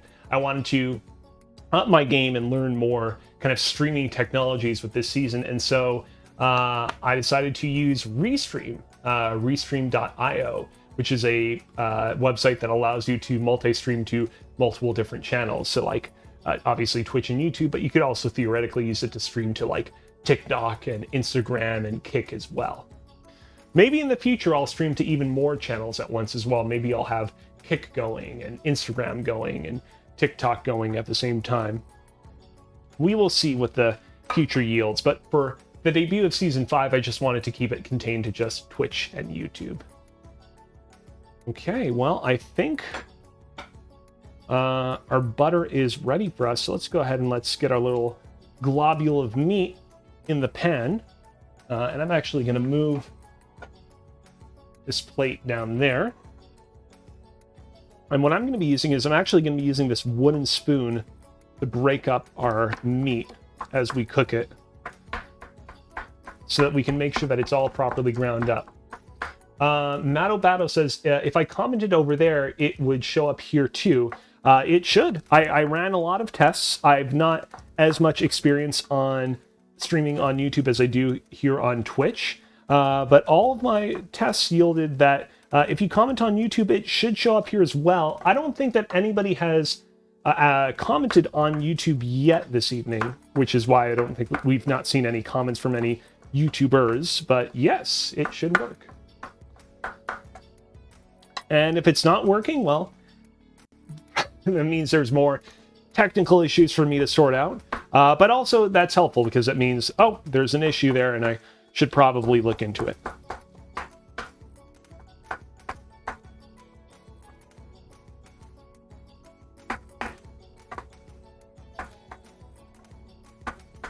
And so we want to make sure during this process of us cooking the beef that we mix it up and mash it up as much as possible so it doesn't coalesce into a big globule of meat. It won't do so easily because, again, we didn't integrate any eggs into the mixture. Normally when you're making hamburger patties, you need to mix in a binding agent like raw eggs, and we didn't do that, so that won't really happen as easily. But you don't want to just come out on the other side with a big, like, meat mass, basically. It's not what we want.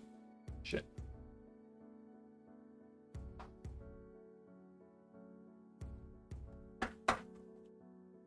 Tarusi says, try Reddit maybe to promote your channel.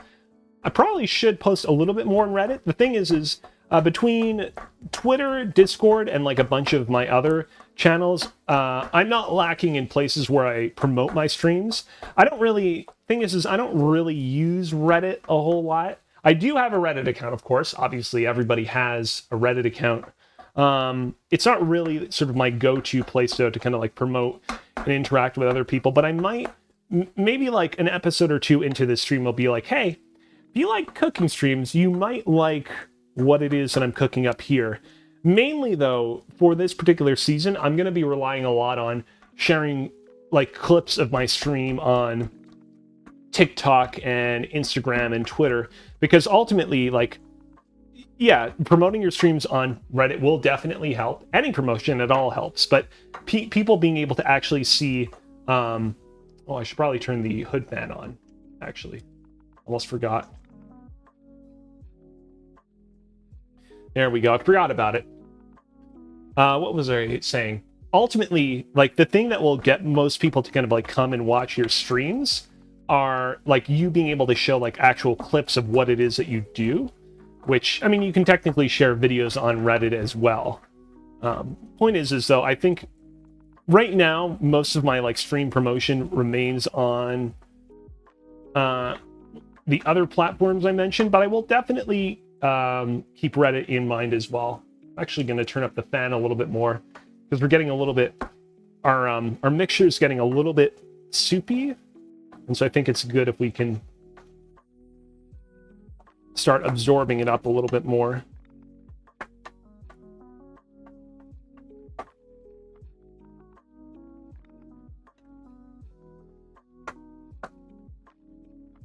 I don't think that we need to focus too much at this point at trying to break up our ground beef mixture. I think it's pretty broken up.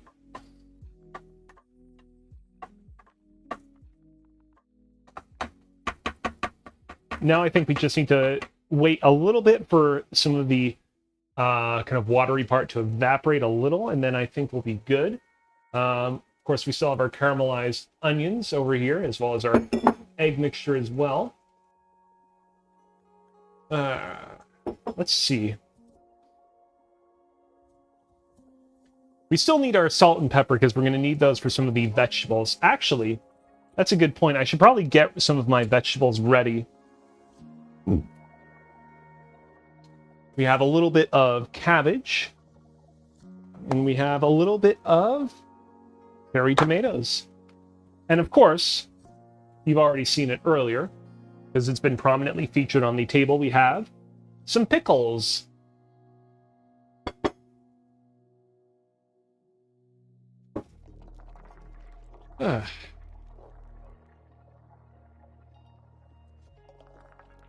Maybe if I put the hood range over here, it'll better absorb the fumes.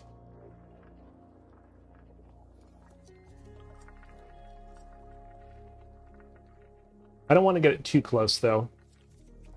There we go. I think that's good.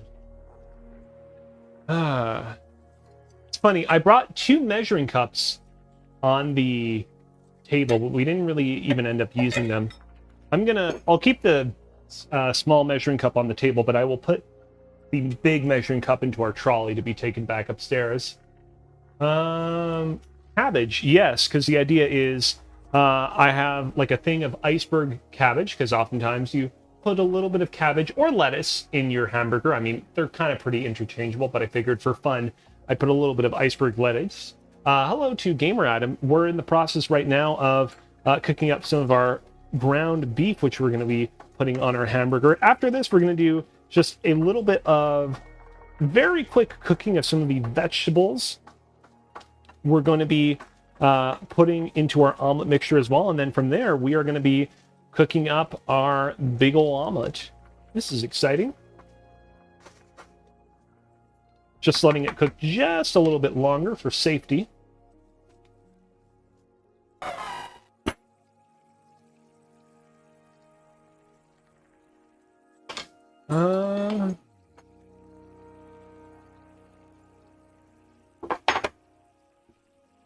I'm going to go ahead. I'm setting up a cutting board over here because what we're going to want to do is we're actually going to want to cut up some of our vegetables a little bit. The idea is I want to use a fourth of a cup of sliced pickles, a fourth of a cup of sliced cherry tomatoes, and a fourth of a cup of shredded iceberg lettuce.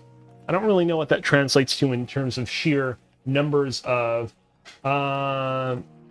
cherry tomatoes. Gamer Adam says, Cozy, did I hear you right at the beginning? Is this a recipe you are following?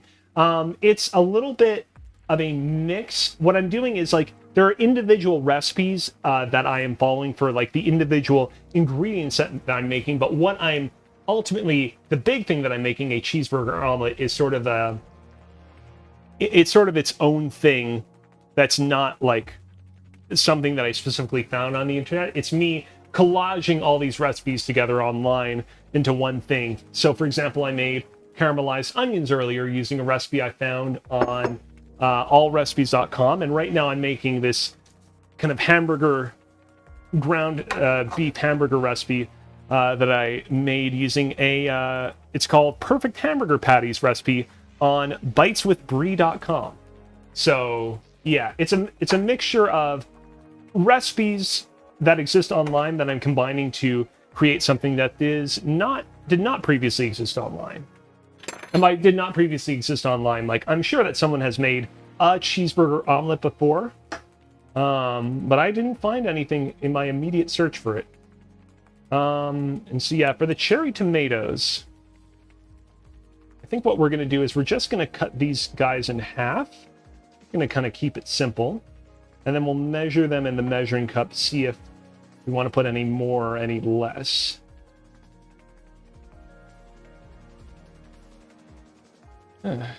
Thanks again for tuning in.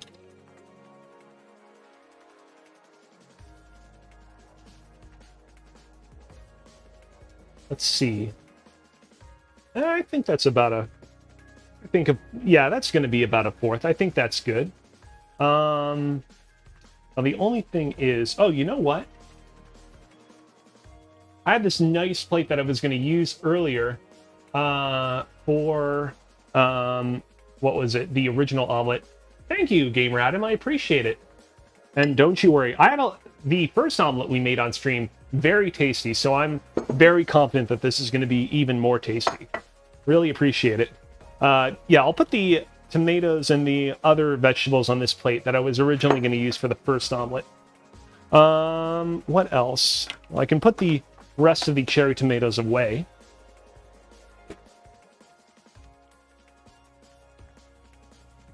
Let me just mix up our ground beef a little bit more.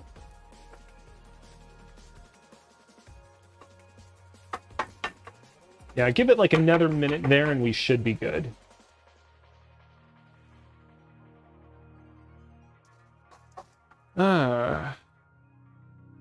And yeah, while that's happening, we'll chop up our iceberg lettuce a little bit. This layer came off and it's a little bit wilted, so we'll toss that.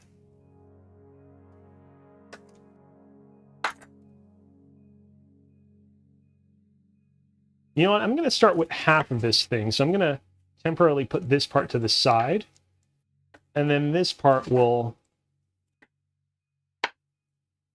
chop up and see how much of a cup that amounts to.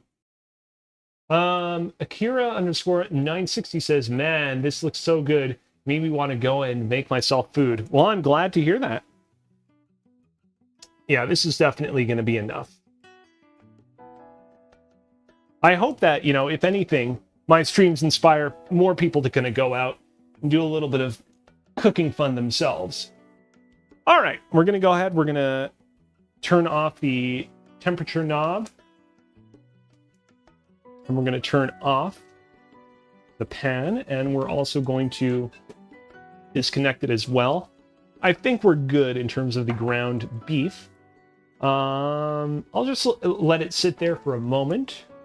Actually, you know what? It's probably better for the sake of cooling it down faster if I put it on one of these hot plates. So I'm going to go ahead and I'm going to do that. There we go. Let's see. Lettuce is taken care of. Our tomato is taken care of. Last thing are the pickles. So let's go ahead and let's take care of the pickles. If I could redo my stream, I think one thing I would do is I would have another like cup or holder or plate that I could put the spatula and wooden spoon on. I'll just use a piece of paper towel. Tarusi says, I'm watching this with my friend Akira. She keeps saying that made her super hungry. Ha ha ha. Now she left to make herself some food. That's good. I hope she makes herself an omelet. Because omelets are great. Let's go ahead and we're going to make ourselves a little bit of space and we're going to put some omelets over here. Grab myself a fork. Let's see here. I bet if I grab 4 things of pickles will be good.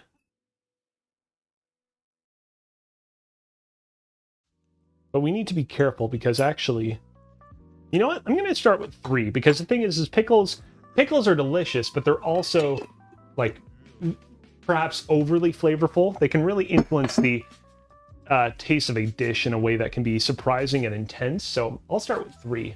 I've got to go too. It was super chill. Thanks for the stream. Goodbye, guys. Thank you, Tarusi. Really appreciate you hanging out. And let's go ahead. We'll cut these up into some small pieces.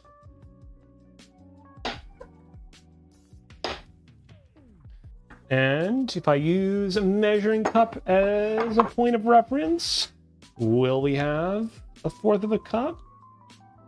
I suspect so, but either way, I don't know that we're going to use any more or less. It's a little bit under 1/4 of a cup, but I don't think we want to overdo it. So I think we'll just use that amount of pickles. Okay. Let's go ahead. We're going to put our small measuring cup into our trolley. Matobato says, and really wet. I worry about pickles messing with anything I make because of it, which is a fair point. Speaking of wet, let me just have a little bit of water.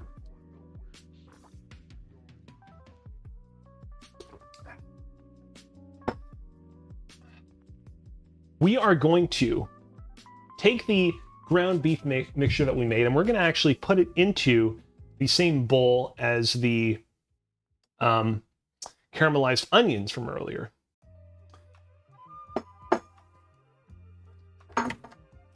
Whoops, the knife we were using fell off. I will have to...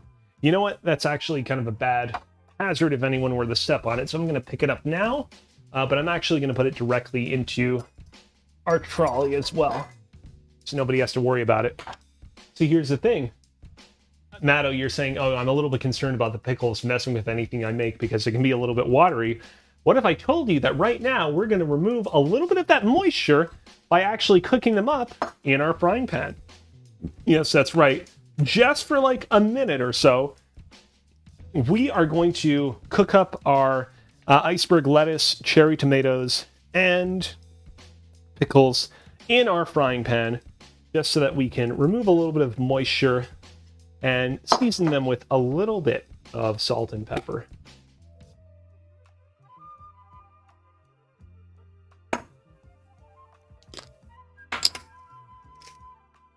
This comes from no recipe I found online. Nobody suggested I do this. I just figured, you know what? This will be a fun way to flavor blast our already sure to be very flavorful omelet dish.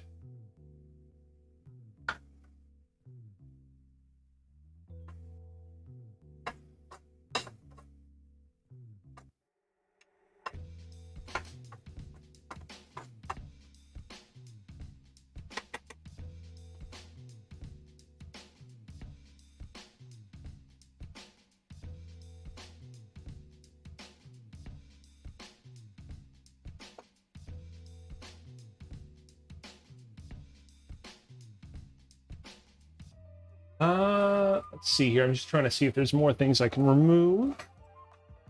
I can put this knife away as well. I can put this spoon away as well that I was using for the ground beef mixture.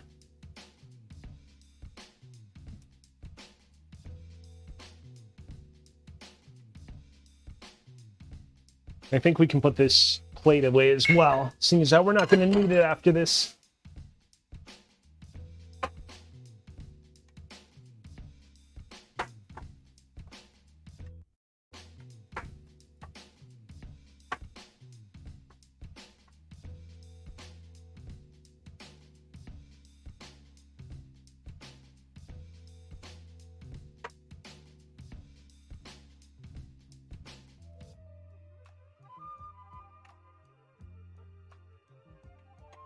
All right, just another moment, and then we will move them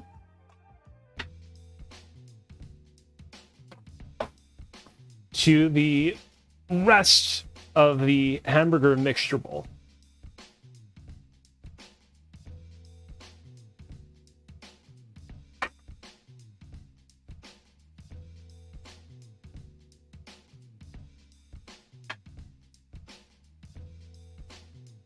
All right, I think we're good.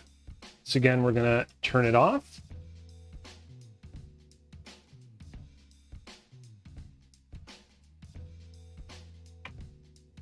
And now what we're gonna do is going to go ahead and we're gonna move this thing out of the way. Still emitting a bit of steam, so I'll put that there for a moment. Now we are going to pour this thing into our hamburger mixture. Here, let me just scrape the bottom of the frying pan, get as much of this stuff in there. There we go. We don't need the pickles anymore, so we'll put those in the trolley.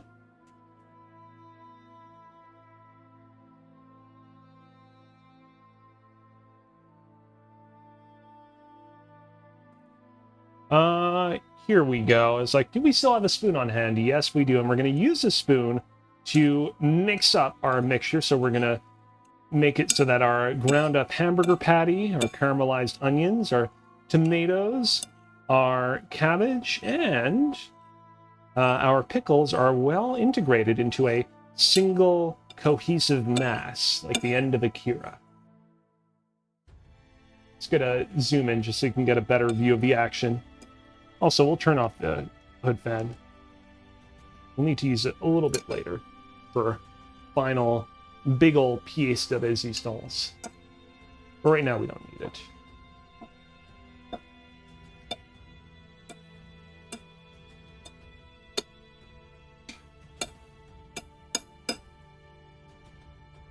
There we go. Now this is looking good. And smelling good. With that done, we are in our end game, which means that we are basically ready to make our proper bona fide cheeseburger omelet. First things first, we're going to go ahead and we're going to bring our big old portable burner to the center. Once again, we are going to bring in the mother of all omelet making, baking thingamabobs, so that we can pour egg mixture onto here. Frying pan. I was like, what word is it that you use to call this thing? It's not a omelet making thingamabob, it's a frying pan, but somehow, sometimes words, they just elude you, unfortunately. And what we're going to do for this one is, because we are dealing with a total of 5 eggs, we are going to be putting a total of 2 tablespoons of butter. I have a little thing of butter right here left over. I don't know if this amounts to exactly 2 tablespoons. We will certainly find out. In fact, you know what? Actually, I'm just going to put the whole thing. It's stuck in the thing now. Hold on.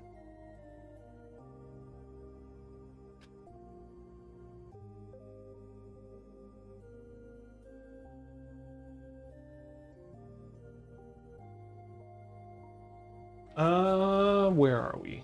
Here we go. wipe down our hands with some paper towels.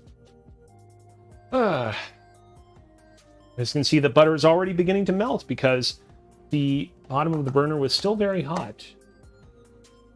We're going to go ahead and we are going to turn on our burner properly. Set its temperature to... I'll set it like about 3. I think that's going to be good.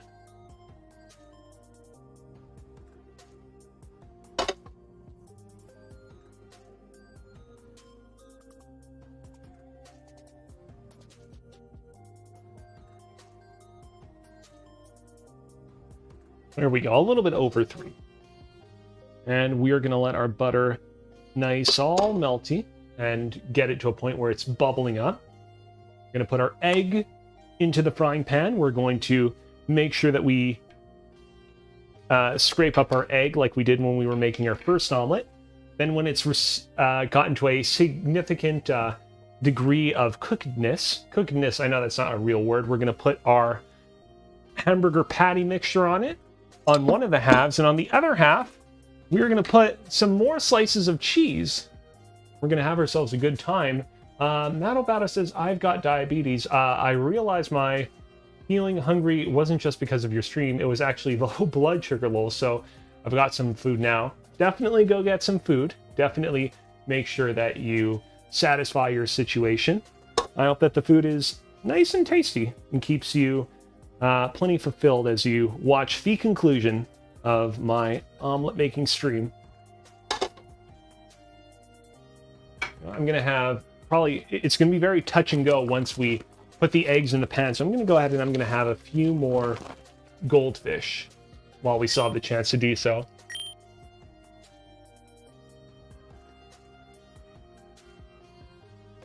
Good stuff.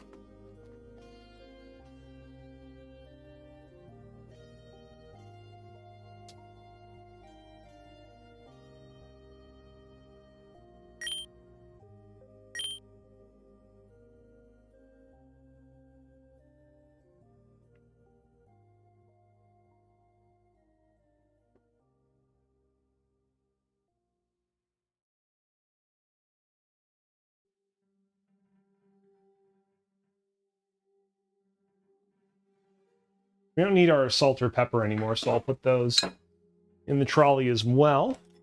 Same thing with the cooking spoons.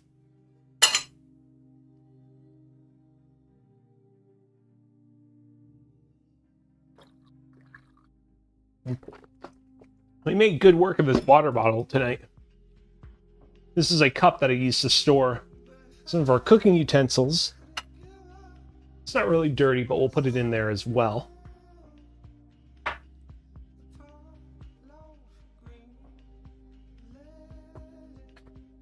All right.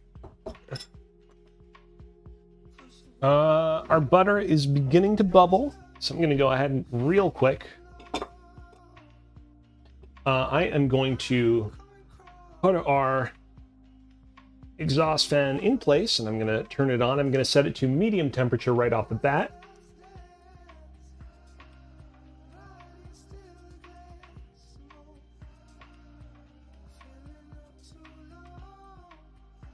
There we go. Yeah, I think we're good. I'm just gonna turn down the temperature slightly, just very slightly.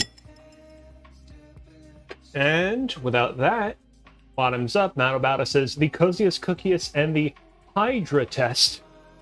Hydra test. Ooh, I like that. Our eggs are in the pan.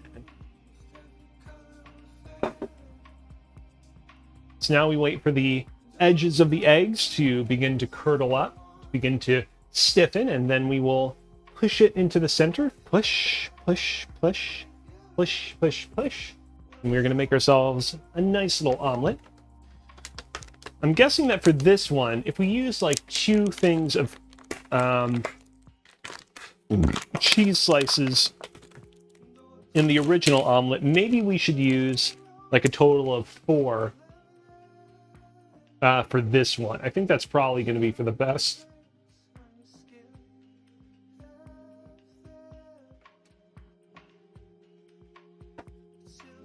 fact, I'll prepare the cheese slices for that so that they're a little bit easier to reach.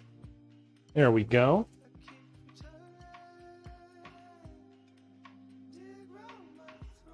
It's taking a little bit longer this time.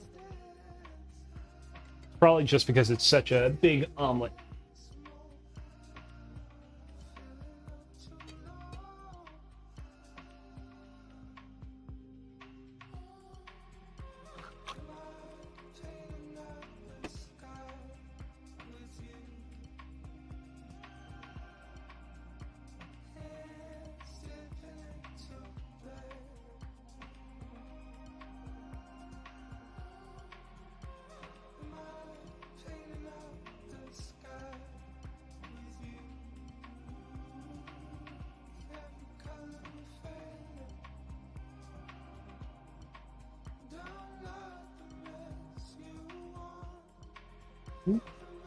See, it's very, very, very slightly starting to begin to stiffen over there. Just going to wait like another moment or so, and then we will begin the process. Don't need our egg bowl anymore. Actually, there's a little bit of extra egg in here, so we'll put it in there.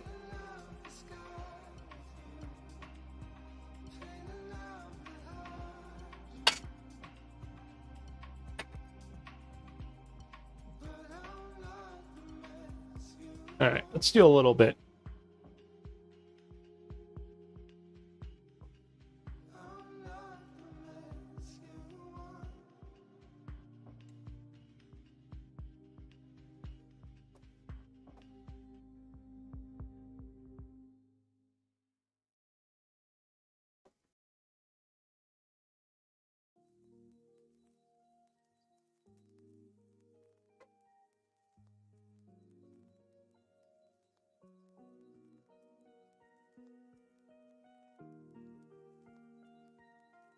All right, spread around our mixture a little bit.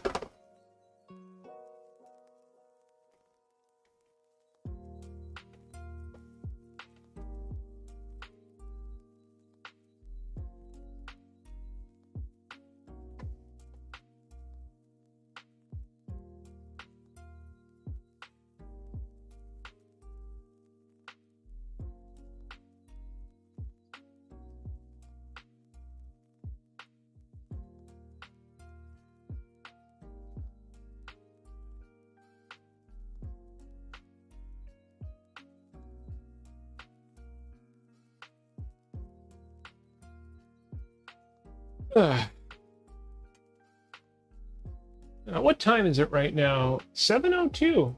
Huh. Not bad. I generally like my streams to be like between 2 hours and 3 hours. I think that's a good time. We'll probably wrap this up within like the next 10 or so minutes. I think that's a good time frame. It's not the most complex dish, but either way, I wouldn't want it to go too long.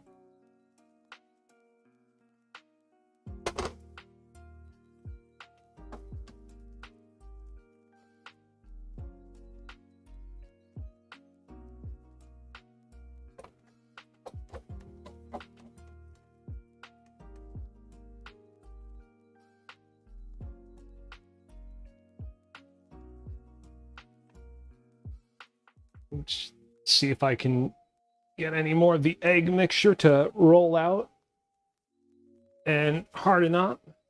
Well, problem is that it's a little bit too big of an omelet, and so parts of it are breaking up, but that's okay. This part seems a little bit better, so...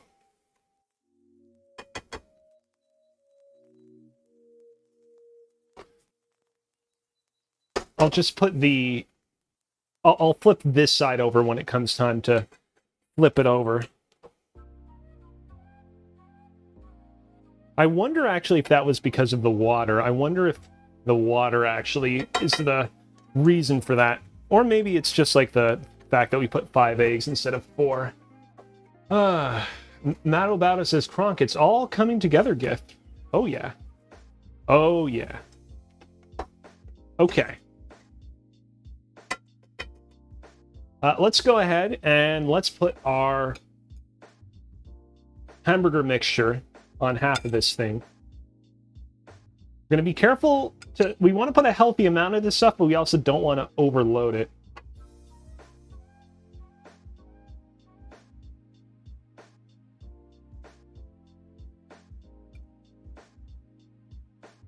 Probably only use half of the mixture that we have here.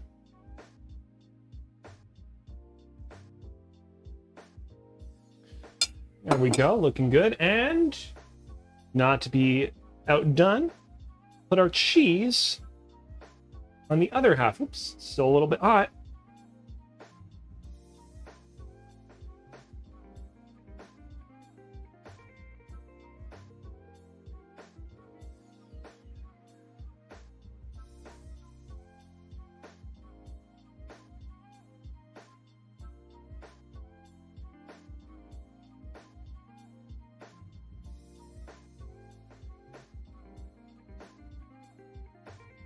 I'm going to go ahead. I know normally we only take pictures of our dishes when they're fully cooked, but I do want to take a picture of this dish while it's still in the pan right now. Half and half, cheese on one side, meat on the other side.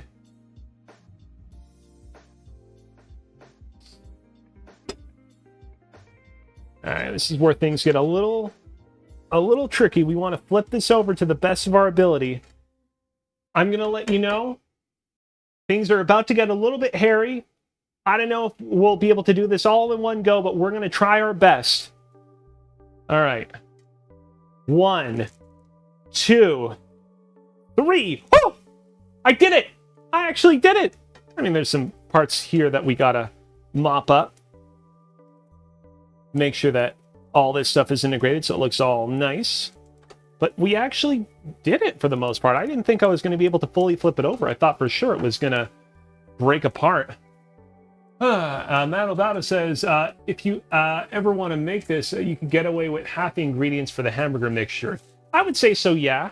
But keep in mind, though, I will be making some omelets afterwards, and I will save this hamburger mixture for the rest of my family. And so, like, I'm getting a proper omelet that will be able to satisfy my needs, but do keep in mind that the more mixture that you make, the more you can make for other people, for example. I'm going to add just a little bit more butter into the pan so that, like before, we can just do a little bit of extra butter application to the omelet that's currently cooking for us.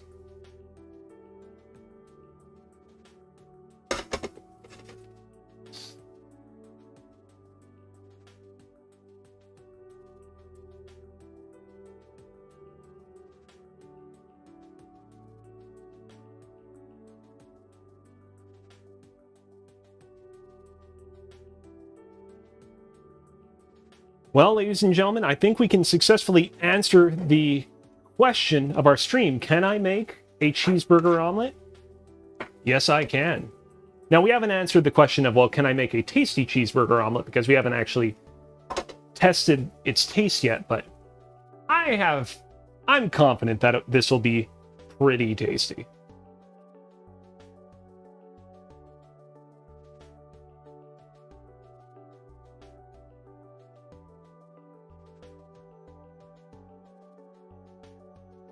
You know, I'm going to do just one more big top-down shot. This thing. There we go.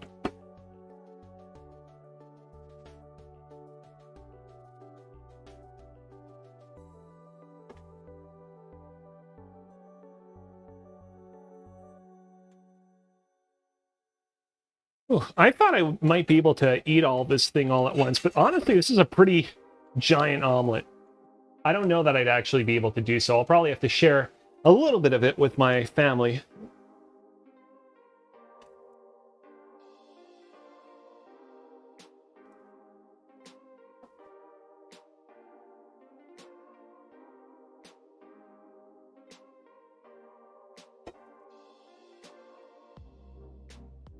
All right, I'm going to go ahead. I'm going to start winding things down. I'm going to turn off the burner, unplug it as usual.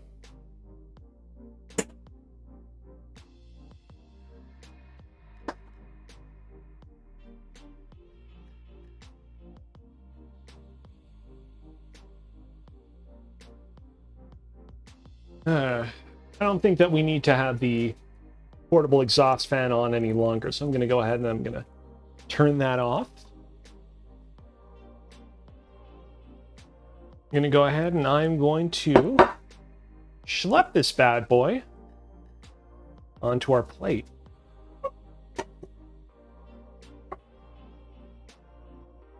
Whew, there we go.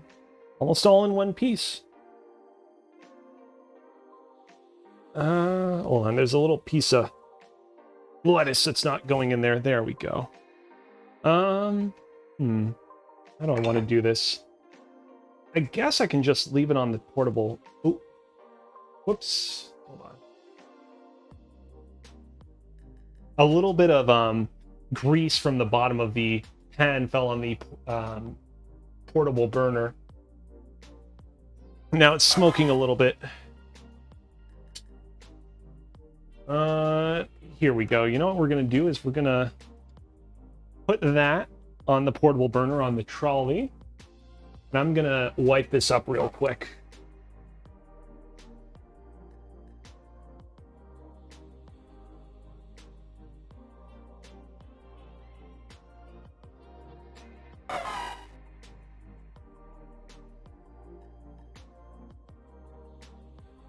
Something definitely to be careful of in the future. Thank you so much for the follow, Quintillion. And thank you so much as well, Matto Batto. Really appreciate it. I hope you like the little Torchic effect that played when you followed. Took me a little bit of, how should I say, like animation engineering to get that to work, but I'm pleased with the results. Okay, I think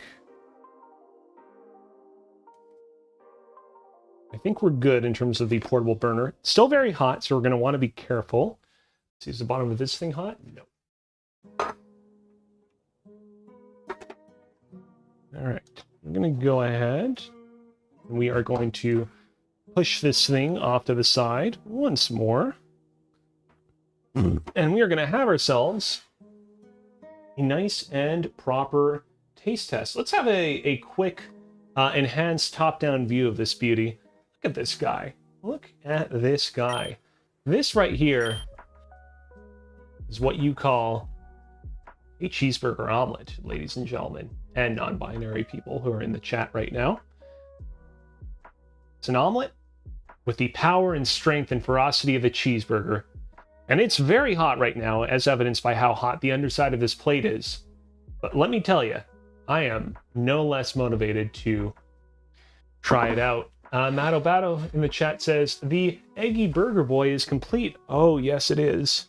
Oh, yes, it is. And hold on a sec. I almost chose the spoon that I'd use to mix up the egg mixture, but we don't want that spoon. We want some of this spoon. Let's go ahead. Let's switch back to the half and half view. All right.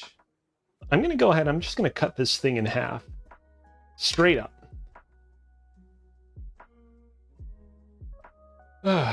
And I'm trying to figure, like, I want to make sure that I get a really good piece of, like, hamburger meat and vegetables and cheese and egg all at once. And also get a piece that won't immediately burn my mouth.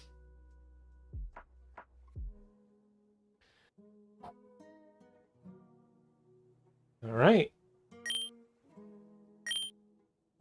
Folks, it's time to go down the hatch.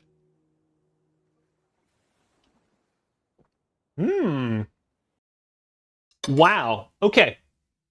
Here's the thing. When I conceived this particular recipe that we're making today, I was like, you know what would be really fun? If we took what you call a Western omelet, which is an omelet that's usually made with a mixture of different cheeses and vegetables and meats and whatnot, but then you took those ingredients and then you made it all cheeseburger stuff. And I was like, that would be fun.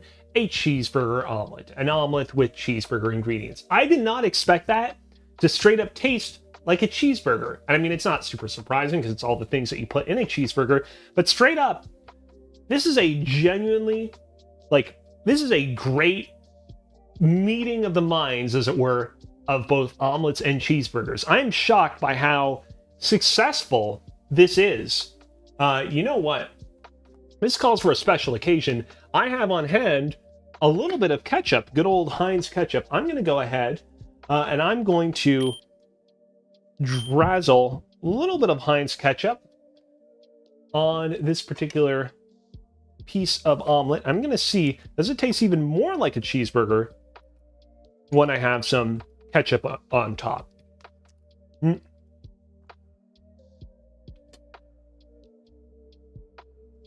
Yeah, wow. Quintilian says, sorry, I missed basically the whole thing. Not a problem, and I appreciate you following. Just so you know, you'll be able to watch a VOD of both this stream on both Twitch and YouTube. The YouTube channel being youtube.com/@CozyBearLive. Basically the same name as this channel, but with an @ in front of Cozy Bear Live. I will also be putting up a clip and a highlight reel of this stream on the YouTube channel as well, so you can definitely look forward to that too. But once again, not an issue at all. I mean, you tuned into basically the pièce de résistance of the entire stream, which is me finally getting to taste test the cheeseburger omelet. And I'm here to say, Quintilian, that, man, this thing tastes like an actual cheeseburger. I am shocked. And nothing feels overpowering. The eggs, the hamburger mixture, the tomatoes, the pickles, which we were a little bit concerned about, the caramelized onions, the iceberg lettuce. I mean, nobody expected the iceberg lettuce to be overpowering, but it all comes together really nicely, and I'm shocked it does.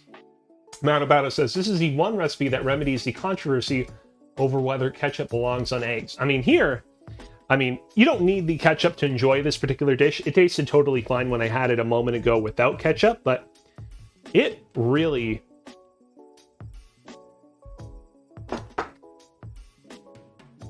yeah, it just comes together great either way. Wowie wow.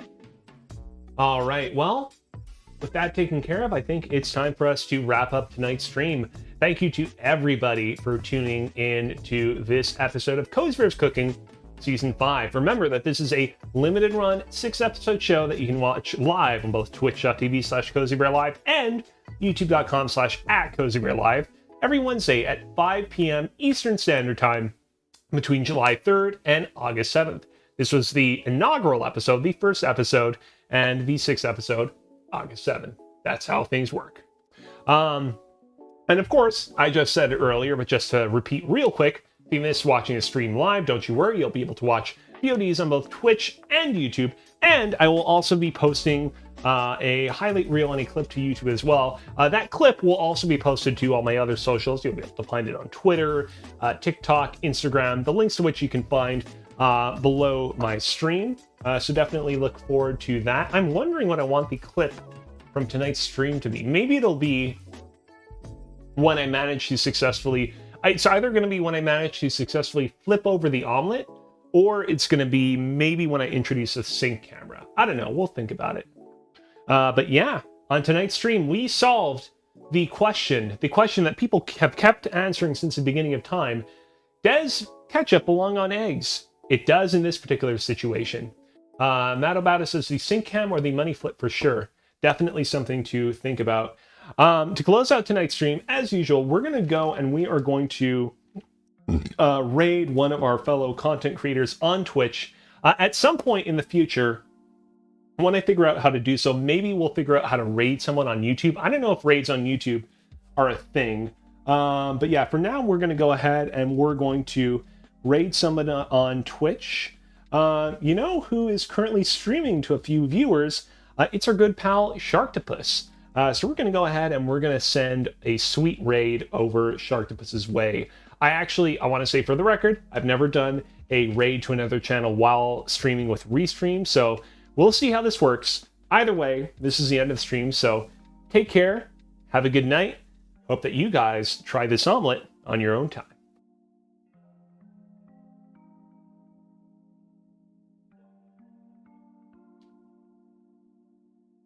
And there we go. Goodbye.